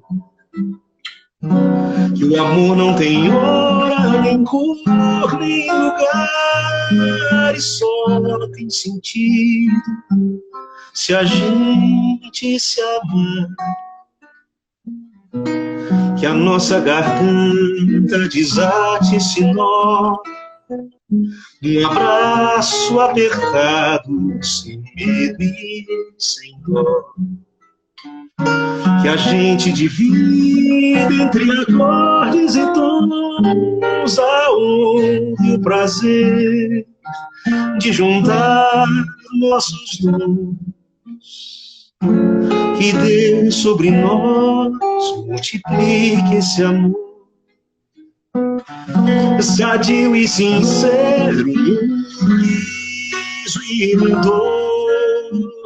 Que as nossas canções falem sempre de paz, nem muito de menos, nem pouco de mais.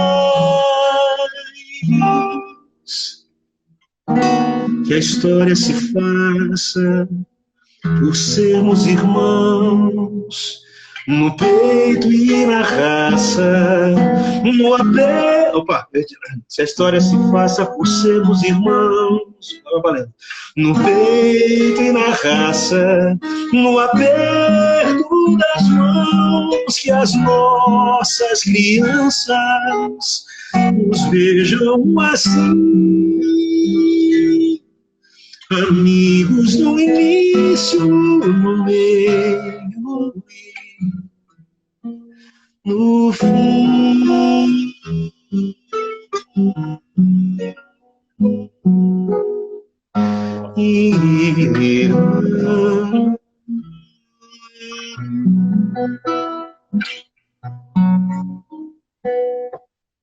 João, vou terminar de um jeito diferente hoje. A gente começou de um jeito diferente, eu vou terminar de um jeito diferente. A gente começou com você cantando. E eu sempre termino falando, fazendo um agradecimento, eu vou agradecer, mas eu vou pedir para você tocar um trechinho, falando pra gente, Brasil olha para cima. Eu queria deixar um agradecimento a todo mundo que ficou com a gente aqui até esse momento, um agradecimento especial à minha equipe, que me ajuda demais, e eu queria fazer esse agradecimento em nome da Lu Marinho, que é uma parceirona, ajuda muito na construção de tudo que a gente está fazendo. Ela cruza a cabeceia, corre para a zaga, ajuda na defesa, ela tem sido uma grande parceira. Por trás de tudo que a gente produz, existe uma equipe trabalhando, gente ajudando, agendando, conversando, trocando ideias, fazendo pesquisa, dando suporte, enfim. Eu queria fazer um agradecimento especial hoje à minha equipe, em nome da Lu Marinho, para quem eu mando um beijo, porque está terminando mais uma semana incrível das nossas lives. João, um agradecimento especial a você, cara, pelo tempo, pelo carinho e pela inspiração que você é. Saiba que você é uma grande inspiração e você, meu velho, faz parte da trilha sonora da minha vida. Sou eternamente grato a você por causa disso. Amém, amém. Onde andará a justiça, outrora perdida? Vou começar de novo. Onde andará a justiça, outrora perdida? Some a resposta na voz e na vez de quem manda. Homens com tanto poder em meu coração, gente que compra e que vende a moral da nação. Brasil, olha pra cima. Existe uma chance de ser novamente feliz, feliz. Brasil,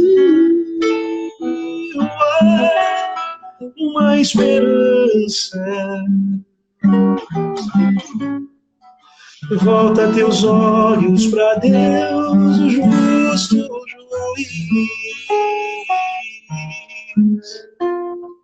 Volta teus olhos para Deus,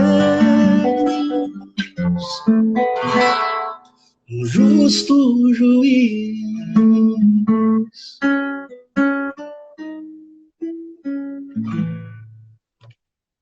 Obrigado, João. Beijo. Beijo Amém. pra todo mundo. Mando sim. Valeu.